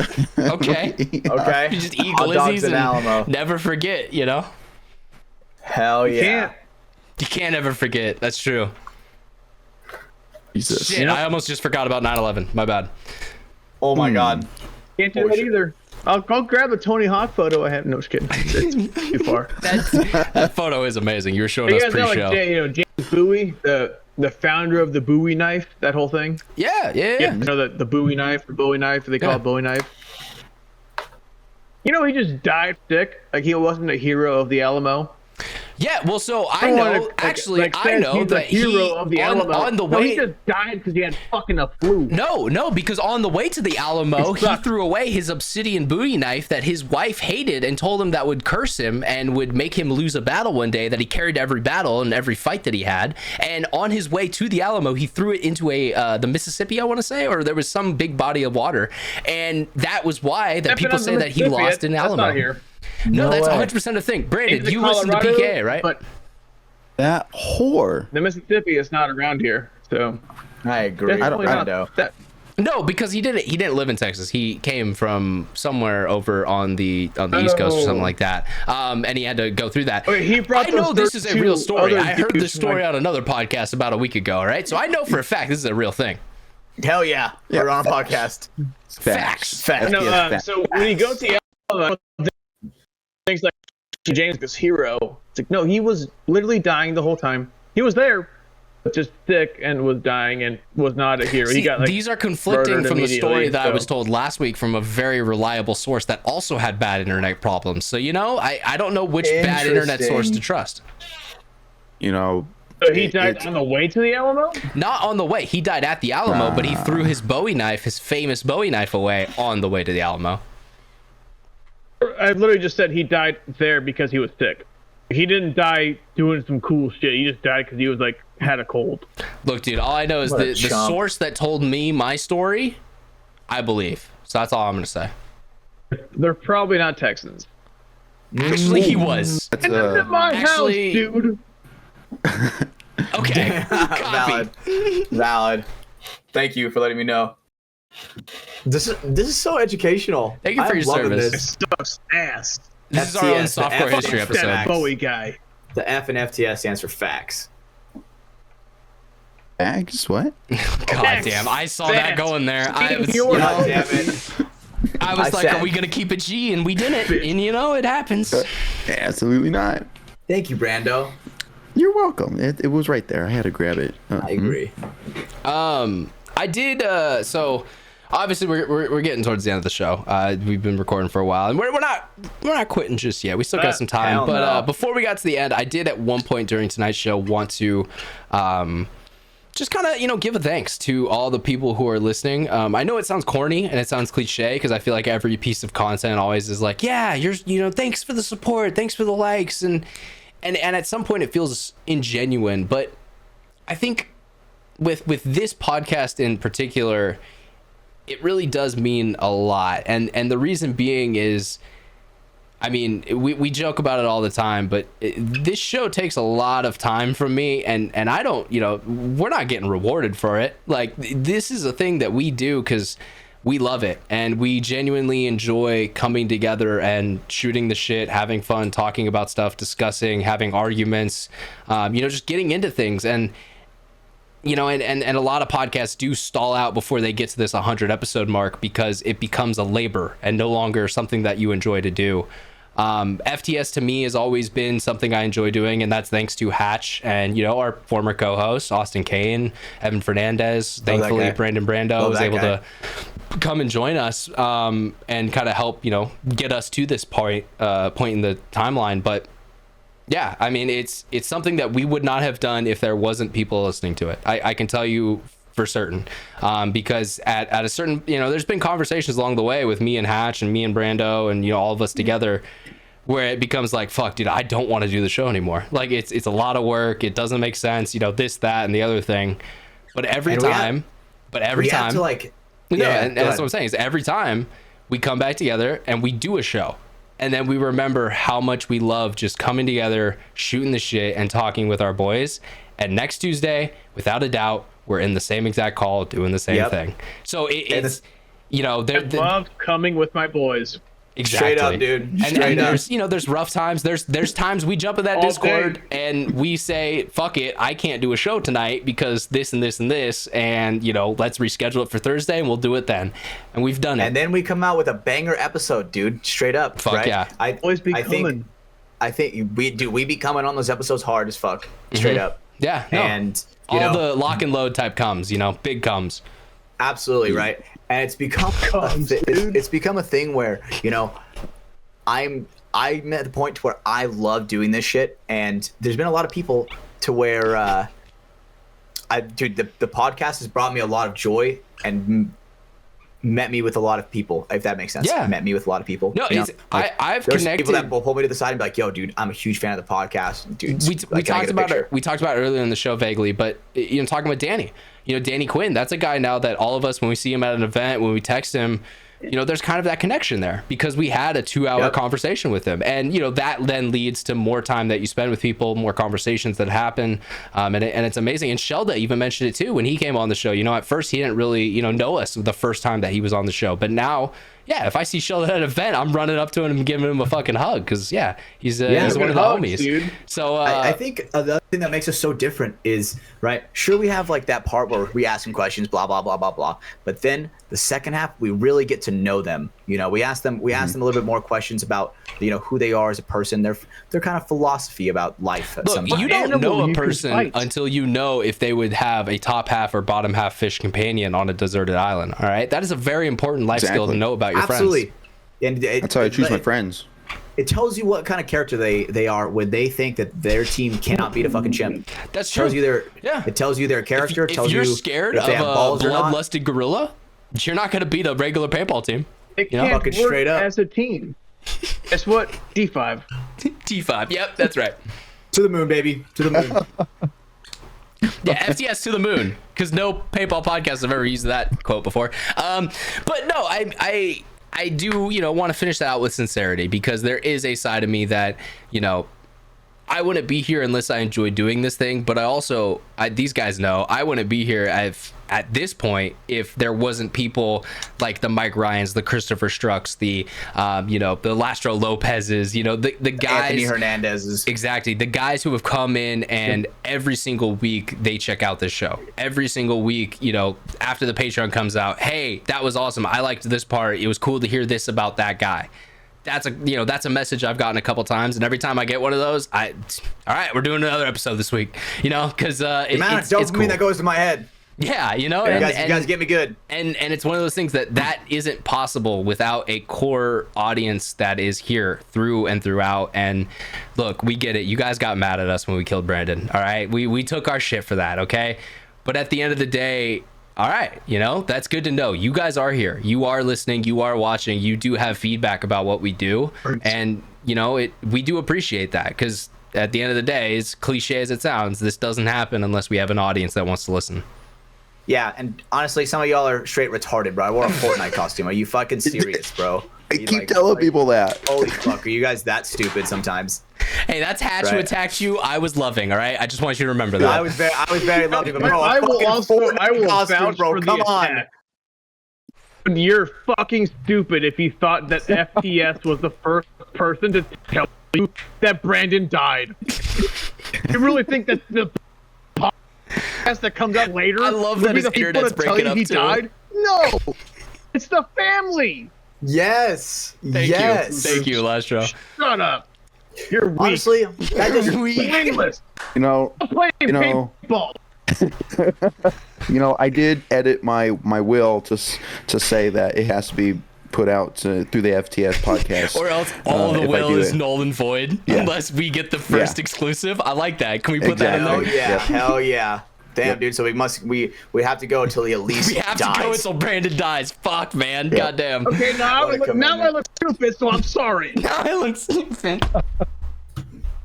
Looking great, honestly, dude. God damn it. I think we were at the. Point. If Hatch isn't shitting out of his paint, don't believe Brandon's dead. It's that easy, guys.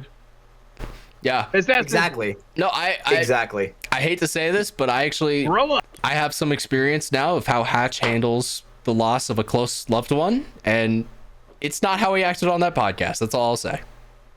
Not at all. I won't put your shit out there, but yeah, we would not be acting like that. And whatever. I mean, we've talked about it enough. We get it. It was bad, but at the end of the day, it happened. I mean, for me, the thing is, we're one step closer to each other. Straight up. For me, the thing is too is like, can y'all fucking comment when we don't do something like that? Like it takes us killing a audience or a host for the audience to actually show up. But you know, I mean, it is what it is. I also we did get some feedback that there was a guy who donated, Schwartz Cable, one of our long listeners.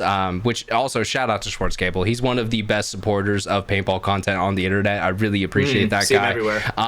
But he also has donated to us before, and this is literally quote unquote when I messaged him about how would he like us to use his funds, whether send it back to him, like how would he feel okay with that. His quote was, "Please feed Hatch $20 worth of alcohol." So we can do that. We will definitely get that done, baby. For Schwartz Cable. So we can make that happen. We're gonna right our wrongs there. But yeah, it's what it is. We were trying to have fun. We're not the first podcast that's killed off a co-host, but we won't be the last either. Let's just say it like that. No, ain't no way. Yeah, that was funny. I was makes me want to kill him sometimes. Hey, I was talking to Greg for a bit in the pits during the Impact games or during one of the Dynasty games. Yeah, Greggy. About it all. Shout out Greg Guy Media. Yeah, Love that guy. Yeah, that was funny. Cute. Yeah, and it was it's really cool to we're just Hatch and I walking around and some random players are like, hey, I love the podcast. Like, hell yeah, dude, fuck warms my heart. yes, that is awesome. Yeah, I love it. Yeah, it's crazy how far we've come. We've literally come from the fucking metaphorical Minecraft fucking dirt house to the fucking of course you use that metaphor because that's the meme that you made. No, I was gonna say, I mean, we went from us being without video in a call where just recording for an hour, that was the podcast, to now having, I mean, some of the biggest guests in our industry. We had Maddie Marshall on this fucking show. Like, are you kidding me? Like, so it's here's what I'll say. As someone who works for a podcast company, granted, my Wi-Fi sucks in my house. I bought a new laptop. That's cheap.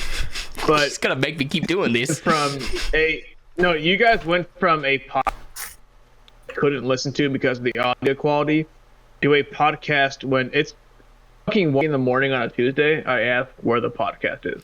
He sent me that text before. I am wondering where the Patreon is at 1:30 in the morning because I want to play that as my last hour of work. I used to hate the audio quality of you guys, to now I fucking want it. That's how much you guys appreciate that. I love the honesty. I love the honesty. For a professional podcast company. Absolutely, we would never expect anything dishonest from you, LastRow. We appreciate that feedback, bro. Seriously, that means a shit ton. Because, dude, let me tell you, the amount of investments that we've all made to our fucking setups, dude. I can see it and I can hear it. Exactly. Yeah. Like, look at Brando right now. Brando looks pretty good right now. Dude, his internet's kind of cooperating tonight. Is that just me? Yes. Not bad. Let's go. Look what I put on the bed behind him, dude. Oh God, I can see the fine print. You see it? Look how cool that is. Look at the crystal clear. All the room for activities. It says use code Mafia_Moffat for 20% off and free shipping. No way. Holy shit. Hey, tune in next week when I take all my bit rate from next week over to here to make this, episode 100. Yeah, then he's got to save it for episode 104. He's putting in advanced checks. So 101, 102, 103, don't even expect to see Brandon. Budget. There's going to be nothing from him. But 100 and 104, we're banging. 50 puka shell necklaces. It's just blinding that whole room. Just got his puka shells. Yeah, exactly. Holy shit, the overexposure of the pukas.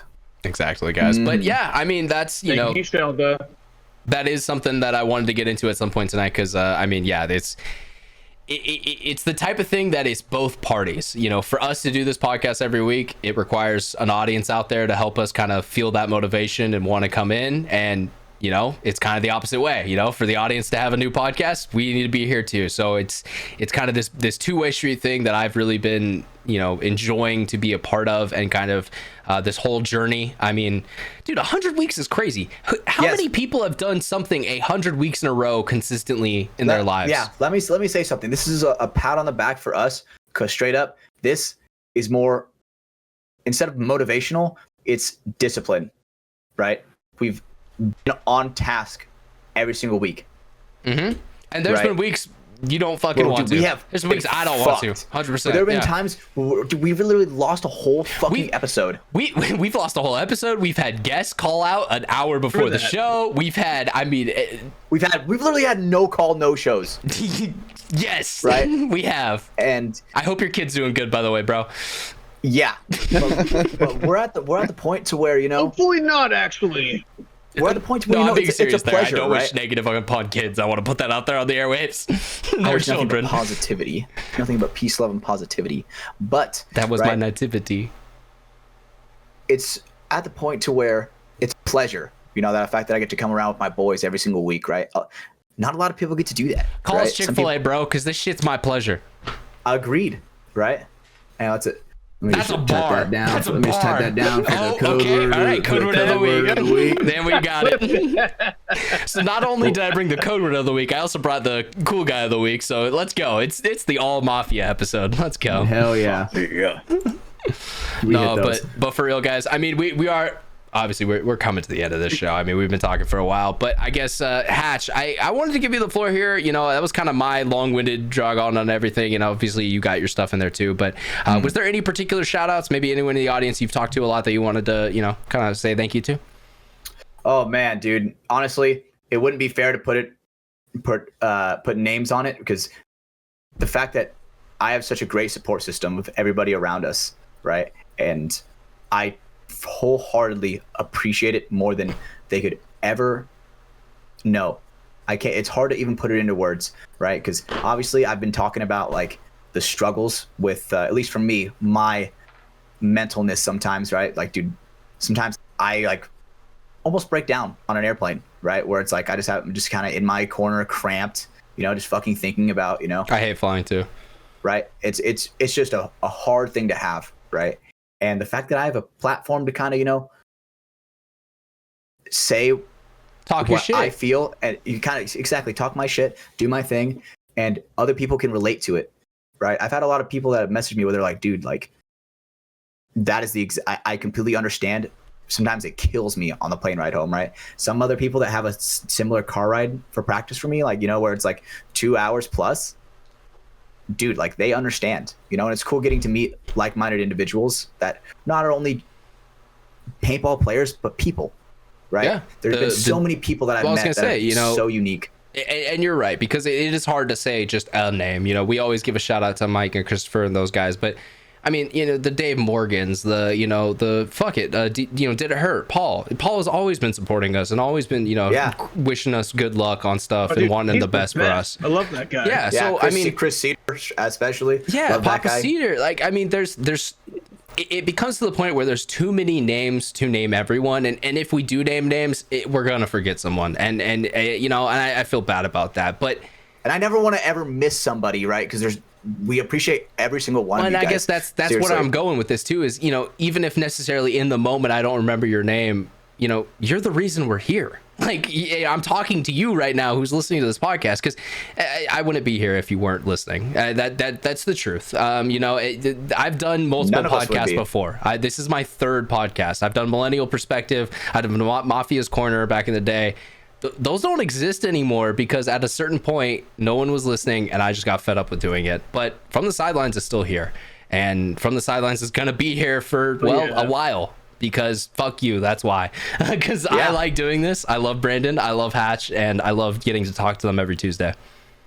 And dude, the amount of people that we have met that we normally wouldn't meet, right? But I feel like there are people that have heard of us that I never even would have thought of. You know, like Alex Frazier. I didn't think he knew who the fuck I was, right? I thought I was just a normal guy. And then he was like, yo, Hatch, love what you've been doing. And it's like, holy fucking shit, bro. From Alex Frazier himself. Yeah. It's kind of, that shit was like, I was starstruck. When it's people that you respect so much already, yeah, because I felt the same way. When Dan, you know, for me, put Alex Frazier and put Dan Napoli in there. When Dan came on the show and gave us some of his time, I was starstruck, because this was a dude who I've looked up to my whole life. This is a dude who I still look up to. A guy who I now, you know, I'm lucky enough to get to text every now and then and kind of pick his brain. And every time I do, I'm still like, it's the dude who made 15. What the fuck? Why are you texting me? This is crazy. Yeah, dude. And it's, I mean, even this past weekend, dude, when I was in the pits, I was in the pro pits, dude. I was talking with, I mean, I wasn't doing my fucking job like I should have been with Impact, but we're not going to talk about that. But, you know, I was mingling. I was talking with Chad, and that was my first time like sitting down and talking with him, right? And he knew who I was. He goes, dude, I love what you've been doing, bro. Because I've known who Chad has been for fucking 10 years. You know what I'm saying? Yeah, right? the Leopard Kings, the Ronnie Dizons, the Tyler Harmons, you know, the guys who, like, they have that platform. And so when they are like, hey, I see you. Right? What the fuck? We all have mutual respect for each other. Like, and that's one thing that I like. That's one thing that I like about it, is we all have mutual respect for each other. And sure, we all have got the funny shade towards each other, and it's fucking funny because we're all, you know, competitive paintball players. Exactly, thank you. We're all very competitive as fuck. And dude, we just love it. And the amount of feedback that we get when something is good and something is bad, I fucking love it. You know, I love the critique. Let us know. I do say it is kind of cool that, like, All right, people are talking like whether it's good or bad. There's obviously we struck a chord. You guys, you care out there. So yeah, no, it's good. Brandon, I wanted to give the same opportunity to you. Was there, maybe anything from, obviously not 100 episodes. You're not that cool, but from your, you're almost there, brother. You're almost there. 80 episodes that you've spent on the podcast. Actually, sorry, 80. Is it 80? Because you've missed. What episode did you come in on? He came in on 19, but then he missed 2. So I missed 2. I did miss 2. Yeah, live at the field. Oh, yeah, the live show. That's right. Yeah, you're really fucking it up, buddy. So right. Yeah, you're a long ways away from 100. But how does it feel being here, getting to 100 with the boys? Yeah, I'm happy. Still like a milestone, right? Getting along with you guys and yeah, just get along with us. I thought we were friends. What you guys said. I don't. Well, like you guys started, and I'm like jumping in. Coworkers. Me and Hatch showed up at a random day at the field and said, "Hey, Brandon, you want to fucking be in our podcast?" No, and let me just say, hey, little boy. Another thing for me and Brando. Certified me and Brando, what? We met each other in the beginning of 2023. Yeah, because we met each other. Brandon used to be a dirty little shark. 22. Used to be a dirty little Was it shark 22? back in the day. 22. Okay, yeah. it was I was 22. a dirty little. I was 22. Dirty little right? Hey, so it's okay. Some of our favorite people, Nikos, our AKs, they were sharks first, but it's okay. We learned to love them. Yeah, a lot of people came through that program, but yeah. But me and Brando, dude, the amount of brotherhood that we have built in the past 2 years, dude, I trust this motherfucker with my life. We're at the point to where, dude, we have each other's backs, right? And that's why this is also. I'm gonna say it. This is why I feel so fucking shitty for missing your fucking wedding, bro. It's because, dude, you're my fucking family, bro. Seriously. And it hurt me more than words can fucking describe that I missed it. Your special day, bro. And I'm gonna say this on the motherfucking record, bro. Son of a fucking bitch, bro. I'm so mad that I did not go, and I truly apologize. Words cannot say how sorry I am. It's all good. Wanted you there. Wanted everyone there. Didn't get that wish. Tom wish Colson, you guys fuck did you. better in Texas. Dude, fuck, man. But that's in the past. Is the past. Yeah. I'm glad you did. The past of the past. I'll say you didn't. I have no clue what you're saying because your internet's breaking up. But we love you, LastRow. Thank you for showing up. Shoot. No, but let's try that again. We'll see if it's working. No, I was upset that you didn't give me the chance to officiate the wedding. Oh, LastRow, you're doing mine. I hope you know that. If it ever happens, I'm calling you up like same day. If that ever happens, I want you doing it too. Dude. And I want Cody singing in the background. Oh my God. Oh, that would have been Dude, nice. Dibs. How much do I gotta pay Cody Collins to be my wedding singer? I would fuck with that. Cody Collins and me are boys. Actually, me and Cody's dad are boys because of the WCPL live chat on YouTube. Me and Cody's dads are boys. That's hella funny. Yeah, you guys just talking shit. I guarantee it. I'd love that. Dude, well, yeah. So his dad was like, dude, his dad is hilarious. He'd be like, what the fuck was that penalty for, boys? You got to get it together. Like, right. Is it his dad or is that? I have no idea if his dad has ever played before. His dad was like, you guys got to communicate. No. It's Question. Sorry. Is that? Is it Aaron? Is it the Jarrett brothers, right? Because I know their dad was always very he would always be at the sea pools, calling out for them, being very supportive. Daryl Collins or Danny Collins maybe it is Collins, like that. But I also know there's other people on Pink who have very supportive families as well, so that's awesome. WECPPLs, I've talked to Cody's dad in the YouTube live chats. That's weird. Why are you talking to Cody's dad? Are you trying to fuck Cody's dad? Well, dude, he's like, I've been up since 4 a.m. drinking beer. I'm like, why? Hell yeah. There's a goddamn tournament going on, and I'm like, dude, it's a Saturday. It's a Saturday. Okay. 4 a.m.'s kind of strange.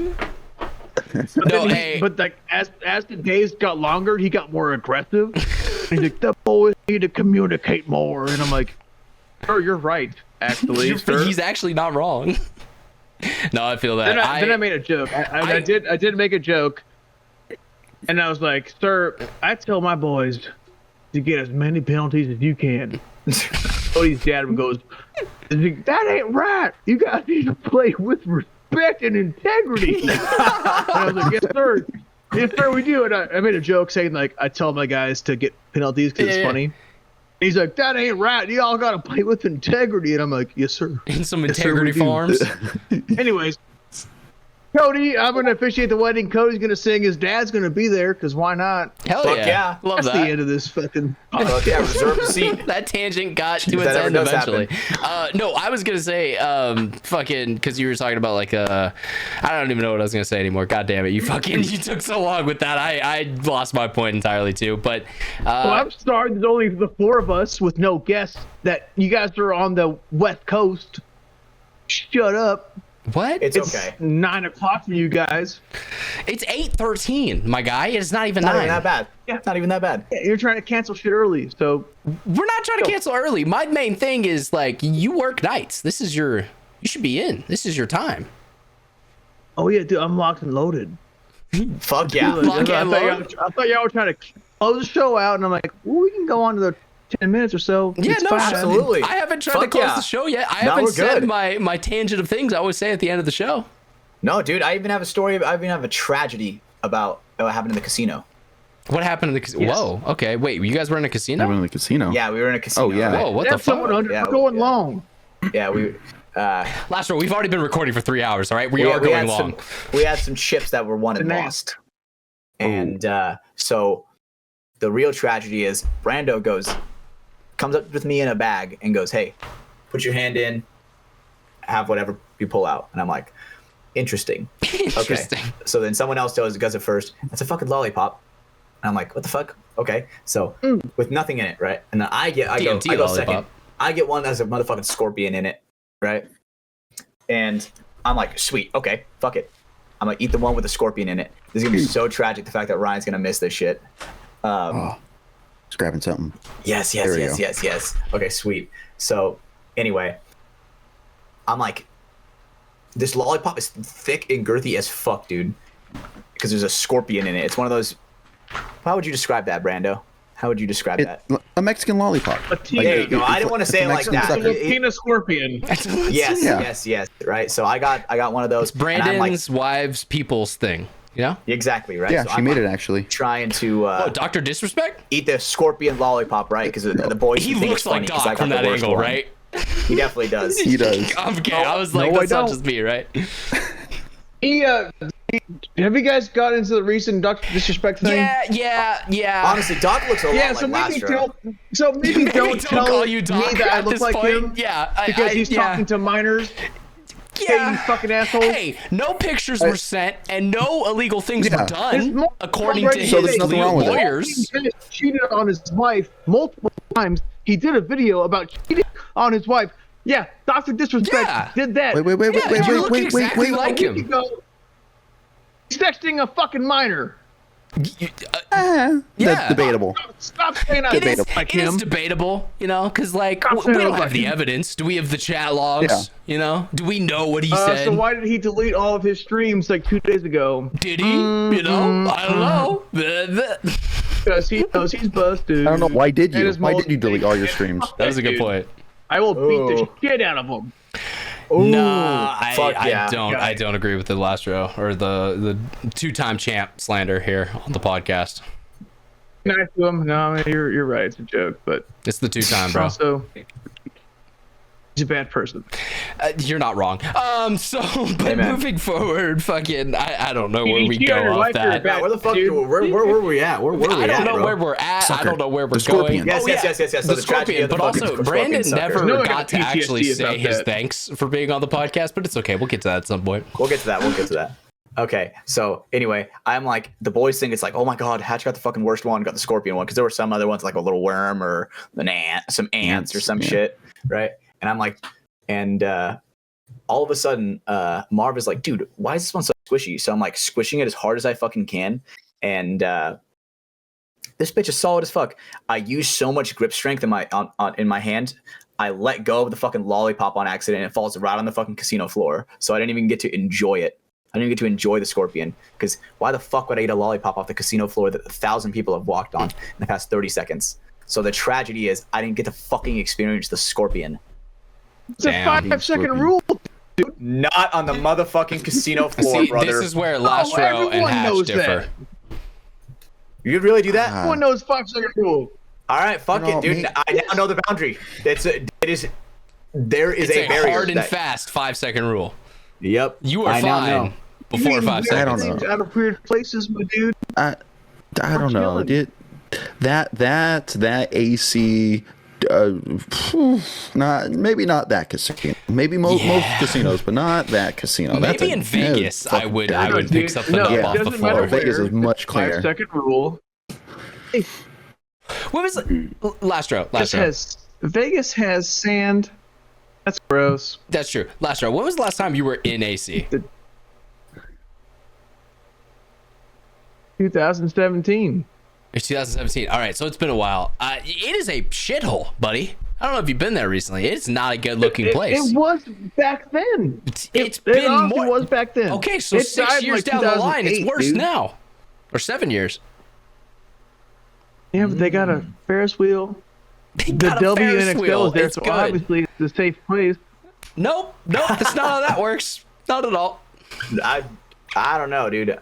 I mean, there were a lot of fucking crackheads, dude. The fucking beach, there were syringes in the sand. So I was gonna say that's something I saw on the meme page. Was apparently there was crackheads free asking drugs for you're money complaining all the about. way. Absolutely, there were. So it's absolutely, like there were. around the venue, like not just like at the boardwalk. Not like super close to the venue, but like there were some times where we were walking around that were definitely there were some people asking for sure.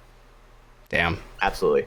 Yeah. Yes, Come on, in Tom. California, it's every day. No, that is true. We can't complain about that. Well, actually, The thing Hatch is, right- is in the least liberal part of California that exists.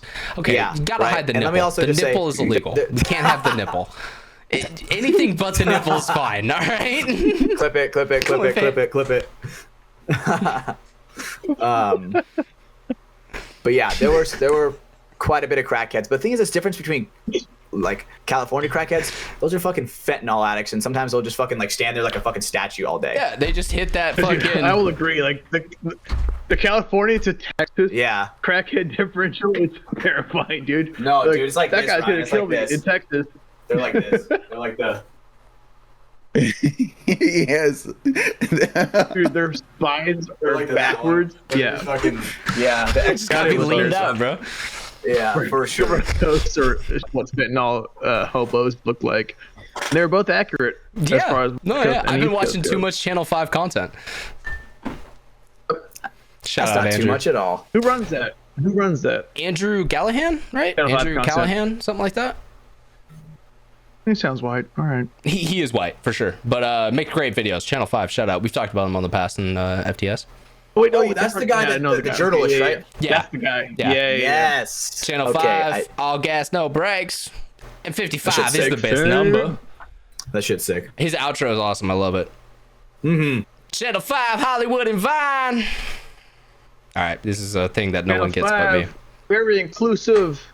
Okay. Also, one thing I Community. want to say about What he AC, says. the East Coast.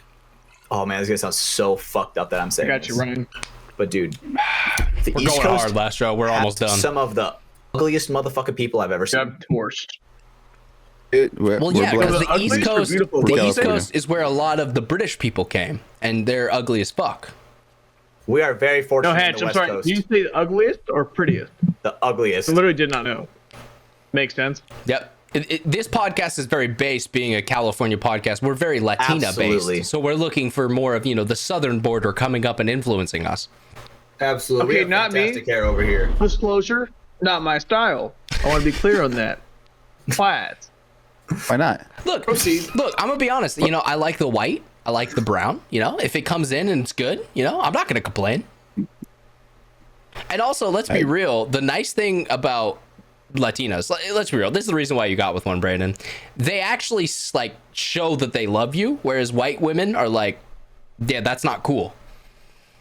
They also show when they hate Your point. See, but I'd rather have that. You give and take. You give and take. You know exactly I'd what's rather going on. know Yep. that they actually care about me enough to hit me, rather than some white woman who's like, "Oh my God, you forgot my friend's birthday. I hate you forever." There's nothing wrong with a little hitting. Yeah, a little physical Brandon, you pain. did mention Gotta know the relationship's why alive. Whites. They're easier, dude. No quinceañeras. Quinceañeras are a hassle. Wait. They have so many Trying of to those, strike a dude. chord, and it's probably A minor. What the fuck are you talking about quinceañeras for? See, I knew it was. You Brandon asked why I said what, and I was like, dude, it's just easier because there's no like quinceañeras. I know how to talk to them. I can season food better than them. I'm like already better. Already better. Right. Oh, the whites, It's yeah. easier for me to date a twat than it is to date a Latina because it's so scary. Yeah, but when you wake up in the morning, the Latina has a stiletto knife to your throat, you know? Like, nothing wakes you. Nothing gets takes your heart you beating going as that hard, you know? Yeah. No, I've been stabbed. Fuck it's a lot easier to not. You guys have seen the scar. It's a lot easier to not be That's stabbed. true. No, but it turns. You know, look, if she wants to stab me, she cares. Honestly, I'm gonna be honest. Brittany is never gonna care money. enough to fucking get a shank and stab me. But fucking, I don't know, fill in insert Latina here. She Maria. is. Yeah, I guess Yvonne. Ryan, who has more money, Brittany or Maria? I'm gonna be honest. It depends on where you find them from, because I've thrown some broke ass Britneys. Ryan. Probably Brittany. No, I've known some broke ass Britneys, my guy. I have also met some broke ass Britneys. Look, But also, bro, Britney Spears, bro. If you're on OnlyFans and you have 4 subscribers, all right, you're not making dough, okay? You're just a whore at that point, okay? And that's what Britneys do, okay? I've met them, all right? Hell yeah, Britney. And the Marias are making bread or pozole or I'm down. Empanadas, bro. Spanish. Hell yeah. Let's get You're it. just naming good things. You're just naming great I things. agree. Look, that I household agree. may be 150 degrees, Brandon, but I guarantee you got some good eats. Damn straight. That's what I thought, you know? That's why it's always so hot. They're always cooking. Never ends. Probably feel it to the floor on the second story. You know, that is some of the hottest takes I've ever heard last show. I do love our like weekly Latina segment. 100. Oh fuck. God damn it, ladies and I like gentlemen. them flat and I like them frat. All right, ladies and gentlemen, boys and girls, episode 100 of the show. It is now, we're getting there because I have no more topics left on my sheet. So it is final thoughts time. Lopez, I want to give you the first final thoughts tonight because I feel like you might go out on a limb here. So do you have any final thoughts for the podcast? First final thoughts is, boys, men, gentlemen, whatever else is out there, definitely not chicks. We Go to a actually, gas wait, no, station. sorry, we have 0.48% female viewers. Ryan, we talked about this. 0.4%. By the way, if you're that 0.4%, Instagram is LastRowLopez. Hit me a DM. I'm single. The 0.4% is fucking Yvonne and Tegan, all right? They're gone, bro. Ryan, If you are white. Oh, yeah, that's true. That's it. You gotta be why. quiet. With a retirement plan, a 401k, and insurance, and a car that works. Okay, are you becoming Giorgio? What's going on here, man? A lot of them still like live at home. It's weird. I get it. There's like 10 families to a home in Mexico. Brandon's Not here, living that baby. scenario right now. Back to where I was going with I kind of forgot. Anyways, Final thoughts, buddy. dude, I had a good final thought. You did, and now it's gone. Y'all plus myself kind of just fucked it up. Well, welcome to hour 3 from the sidelines. Yep. LastRowLopez on Instagram. Dude, I had a really good one. Fuck, man. Yeah, you can't keep about saying the that. actual podcast. It was about the show, which is the best part. You want us to And circle it's back? now- You want us to circle back? Was it about, you know, I'm thinking our about guests, Tiffany now, dude, so it's our kinda lovely gone. guest Scott Stewart, our lovely guest Dan Shelda? Was it about maybe about Latinas? Yeah, Was Sheldon, it about me the and him, whites? big fans. We went to a brewery once in '69. Obviously before his Dude. marriage. That's hot. Scott Stewart. I've seen him at PB Fit 1,000 times because I go there to compete. And yeah. Oni Next time you see Paintball. Scott Stewart, let him know that FTS sent you. Yeah, dude. My favorite thing, real quick, my favorite thing about going to Fit was there's a parking lot that goes into a fork. There's 3 lanes, left, center, right. And I'm driving towards the middle to park for an event. It's 5 in the morning. Colt LaCow is screaming, in the center. But Chavez is to my right, who's closer to me. And Chavez is like, hey, come this way. He's like, you're right here. Just park 2 feet in front of you. And so I start turning right to Chavez, and Colt Lacau is like, fucking go this way. And I roll my window down. I'm like, Chavez is saying to go to the right. And then Colt's like, oh, okay. And then I go and I park, and I park on the right-hand side, and Chavez is like, thanks, LastRow. And then I looked up, and I'm like, he knew my name. He knew me as LastRow as I was parking my Kia Soul. No. Fuck yeah.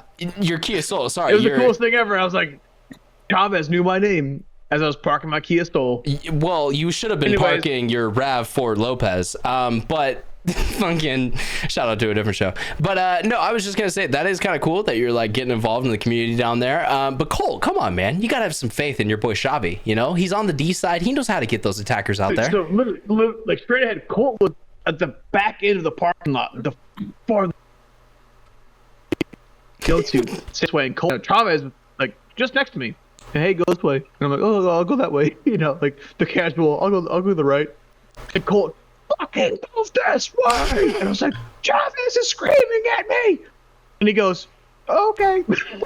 You know, that's what I love, because that gives more credit to what we were talking with Scott about. I've ever had with these guys. No, 100%, because that gives credit to what we were talking with Scott about. At an event he didn't compete in. It's just the USXBL, and they're parking people. So Trent Mason is the front door guy. He's like the bouncer. Hey, go right. Hey, go left. It's 5 a.m.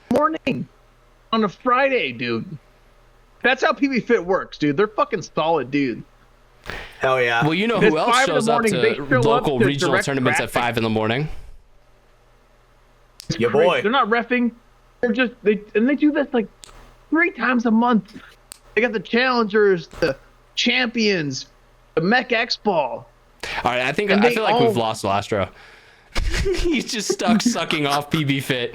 Like, I feel like I've kept trying to transition us out of this, and we're just sucking off PB Fit. I mean, I love you guys too. You're great people. Colt Lacau, Chavez, Scott Stewart.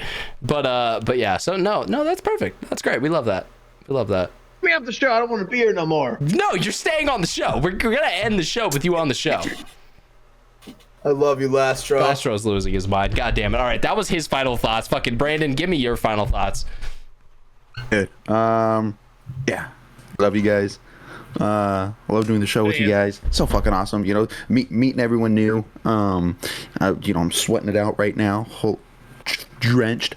You know, doing this for y'all, for the love of the game. And playing the game. No, it's not bitching. For the love of the game. I love it.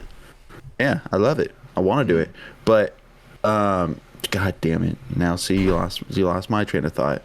Something I was gonna say was, you know, listening to you know, like PKA Ryan. You know, I feel that I know those hosts on somewhat of a personal level because I know of their life, right? Yeah, absolutely. No, I mean, and now like getting that with some of the fans now. Yeah. It's like, fuck, dude, coming up and like, yo, what up? Like, you, goddamn, you do know so much about my life now. Like, no, it is weird because I know where you're going with that. Oh, like, yeah. I mean, there's members of PKA who I've listened to since I was 12 years old. I'm a 25-year-old male now. Like that becomes a thing at this point where it's like, look, I know I've never met them, but there's a part of me that feels like I know them. And yes, I get that that's wrong. That's a parasocial relationship. That's not a real thing. They're not my friends. They don't care about me. I understand that.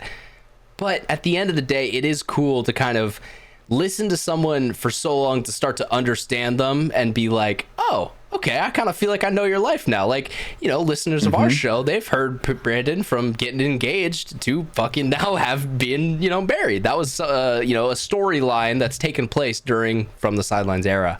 And that's, you know, if you guys hate the death thing to see. Well, I was going to say, if you guys hate the death thing or not, but I actually love it just because now that's part of our lore, you know, that's our lore that we've got moving on into the future. You know, we'll always have that moment of when we killed off our co-host and got a sponsor from NVIDIA. One day we're gonna be like, I saw your daddy die, boy. You know, Speaks is gonna show up and be like, yeah, you should probably take this down because he's not actually dead. Love you, Speaks, by the way. But yeah, so Hatch, do you have any final thoughts for episode 100? Oh man, let me just say I'm grateful for every single person listening. It was absolutely bananas bonkers to think that it was a joke that we would get to 100, right? And now it's like seeing it come to fruition is absolutely insane to think about. 100 fucking episodes, 100 weeks in a row. You know, a lot of people cannot say that. A lot of people, I mean, a majority of podcasts, like, and you know, it sounds cliche, like a majority. No, I mean, I want to say the stat is something like 80% of podcasts you start don't make it past 27 episodes. So the fact that we're here at episode 100, 92% don't make it past a year. What was the percentage? I'm sorry. 92% don't make it past a year. 92%. Dude, we are the. And we've made it past almost 2 years. I wonder what the statistic is for 2 years. It's probably even less. Holy shit. Actually, it's probably the same, because if you make it 1 year, you're going 2 at that point. But I think, thank you for that stat, because that does show, like, dude, I just like doing this shit. I like talking to Brando. I like talking to Hatch. And every now and then we get some really fucking cool guests along the way. LastRow is one of them. Dan Shelley's one of them. Scott Stewart's one of them. You know, the other guy that we were supposed to have on the show is one of them. I'm really sad that he couldn't be here. It was great to talk to him. But, yeah, you know, dude, doing this podcast is an absolute blast. You know, it's cliche at this point. We've been talking about it, so it's kind of, you know, going back over it. But yeah, we wouldn't be here without the supporting audience. You know, the guys that tune in every week, and it's high key emotional for us. It is, dude. Dude, we've been here for so long, like, right, dude. Like the set, like, if you were to look up, we didn't even have video of the first episode. If you look at the first episode that we had video, like, dude, nothing around us looks the same. Fucking, except for actually your race flag. Motherfucking DMG was still a pro team when we started this podcast, bro. Yeah, like, and now it's like we took that shit over now. Paintball Fit, Blast Camp, they weren't in. Notorious, they weren't in. Canes, they won their spot just as we started this like podcast. Like there's so many things that history and time keeps going on, but you know the show, it kind of has its start point. Yeah, that's true, and I'm gonna have to blow a lot of fucking people. Yeah, that's gonna be a fucking lot of blowjobs given out. Just that is gonna be the sickest Patreon exclusive. The sickest. Not our youth players, 18 and over. Yes. I'm glad you said that. Please, yeah, no youth. That's not. We have like multiple. Yeah. No, fuck them. They're out here. They don't get any credit. But Anthony, yeah, he can get it.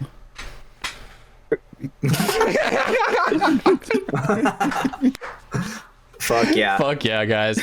I mean, the final thoughts for me, I feel like I've already gone over them, but I mean, yeah, it's amazing. Episode 100, I'm glad that we're here. It's crazy, and it is weird that next week there's gonna be 101, and then we're gonna start saying episode 200. That's the next goal, and 2 more years of our lives are gonna go by, and then we're gonna be there. And yeah, the cycle doesn't stop, it doesn't end. This show will never stop and never fucking end. I'm committed until the day I fucking die. So love us or hate us, baby, we're here. Yeah, exactly. You're not getting rid of us. We're gonna still do this thing. And one day, Joe Rogan Spotify money's gonna come in, and we're gonna be billionaires. You know, that's one the day plan. We're having Joe Rogan on here. if we have Joe Rogan, we've made it. Also, is LastRow stuck in his stank face?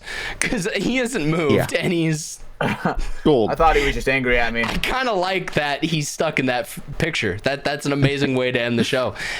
So yeah, I think guys, that's gonna do it. We're here at the end tonight. So this is where I say that you have to go ahead and rate the show. Drop on either Spotify, Apple Podcast, or YouTube. Drop a 5-star rating or a like on the show. It really does help us out. It's free to do, and it costs you no money. That's what free means. So you can go ahead and do it real quick, and it's going to support us for, absolutely no money out of your pocket. You can also subscribe to the show. We have all of our subscriptions available on YouTube, podcast, Apple, Spotify. We lost LastRow. He's fucking out of here. We really did lose him. That's amazing. Patreon, we also have that. If you head over to patreon.com/Mafia_Productions, that's where you're going to get access to all of the bonus content, all of the ad-free content, all the extra things are going to live over there on Patreon. You also get access to to the show immediately. So I'm going to go ahead, edit this podcast, and put it up tonight. So there's going to be people who listen to it the same night that we record it. And you can be doing that too if you head over to patreon.com/MafiaProductions. We also have the merch website. We're all wearing the From the Sideline shirt tonight, but we also have the Stabbers Don't Get Stabbed shirt available at xxvthelabel.com. Shout out to Michael Diaz. He's been helping us out with that merch. Awesome merch is available at xxvthelabel.com. And last but not least, we have our 3 sponsors. We have NECTR Energy, NECTR.energy. Use promo code MafiaProductions over there. You're going to get a buy 2, get 1 free. We also have Liquid IV, liquidiv.com, Mafia_Moffitt over there to get 20% off. Chug, chug, chug, chug, chug, Brandon. Get through it as he does every single episode. He's a thirsty boy, dude. This is a long episode. Loves his Liquid IV. We love that. Head over there, Liquid IV. One more time, as I said, Mafia_Moffitt is going to get you 20% off and free shipping. And lastly, we have Welts Clothing. Shout out to Scott Stewart, the owner of Welts Clothing, who stopped by today. Keep struggling, earn your Welts. All the great things they have over there. Head over to weltsclothing.com. Use promo code FTS. God damn it, Last Row. Now we're age gated. We were good until you did that. Go look at the video if you're listening to us on audio, and just know that whatever just happened was beautiful and amazing, and we love it. Weltsclothing.com. Head over there, use promo code FTS, get yourself 10% off at checkout. All right, before we finish the show, we have 2 more things that we need to do, and you guys should know what those fucking 2 things are. Hatch, what is our code word of the week? Our pleasure. You know what I'm saying? It's our pleasure getting to bring this podcast to you guys every single week. We truly do enjoy it. That is right. We love getting pleasured. Yes, we exactly. do. All right, and quickly, because I'm about to piss my pants, Brandon, who is our cool guy of the week? Dude, how can it not be decimal point UG? He's decimal point. Let's go. Decimal point UG. Fuck yeah. Shout out my guy at decimalpoint.ug. That was fucking amazing. Dude, one of the best Instagram reel pages I've stumbled upon in the past couple weeks. That's so funny. Shout out Decimal Point. Honorable mention is Hawk Tua. Yes. That's cool girl of the week. She's cool girl. Honorable mention Hawk Tua. Point is cool guy. So we love that. Let me put that down real quick on my paper. Decimalpoint.ug, or not .ug, just UG. All right, boys, that's it. I have to pee really bad, so we're gonna get out of this podcast. For our lovely co-host Brandon Brando Baird and Stephen Hatch, for our lovely guest Scott Lopez, we also had Scott Stewart and Dan Shelda Photos, or Dan Shelley, on tonight. It's been a great episode. This is episode 100, and guys, without further ado, we're gonna bring this on home. So Hatch, do that thing. Bye. See you guys on the next one.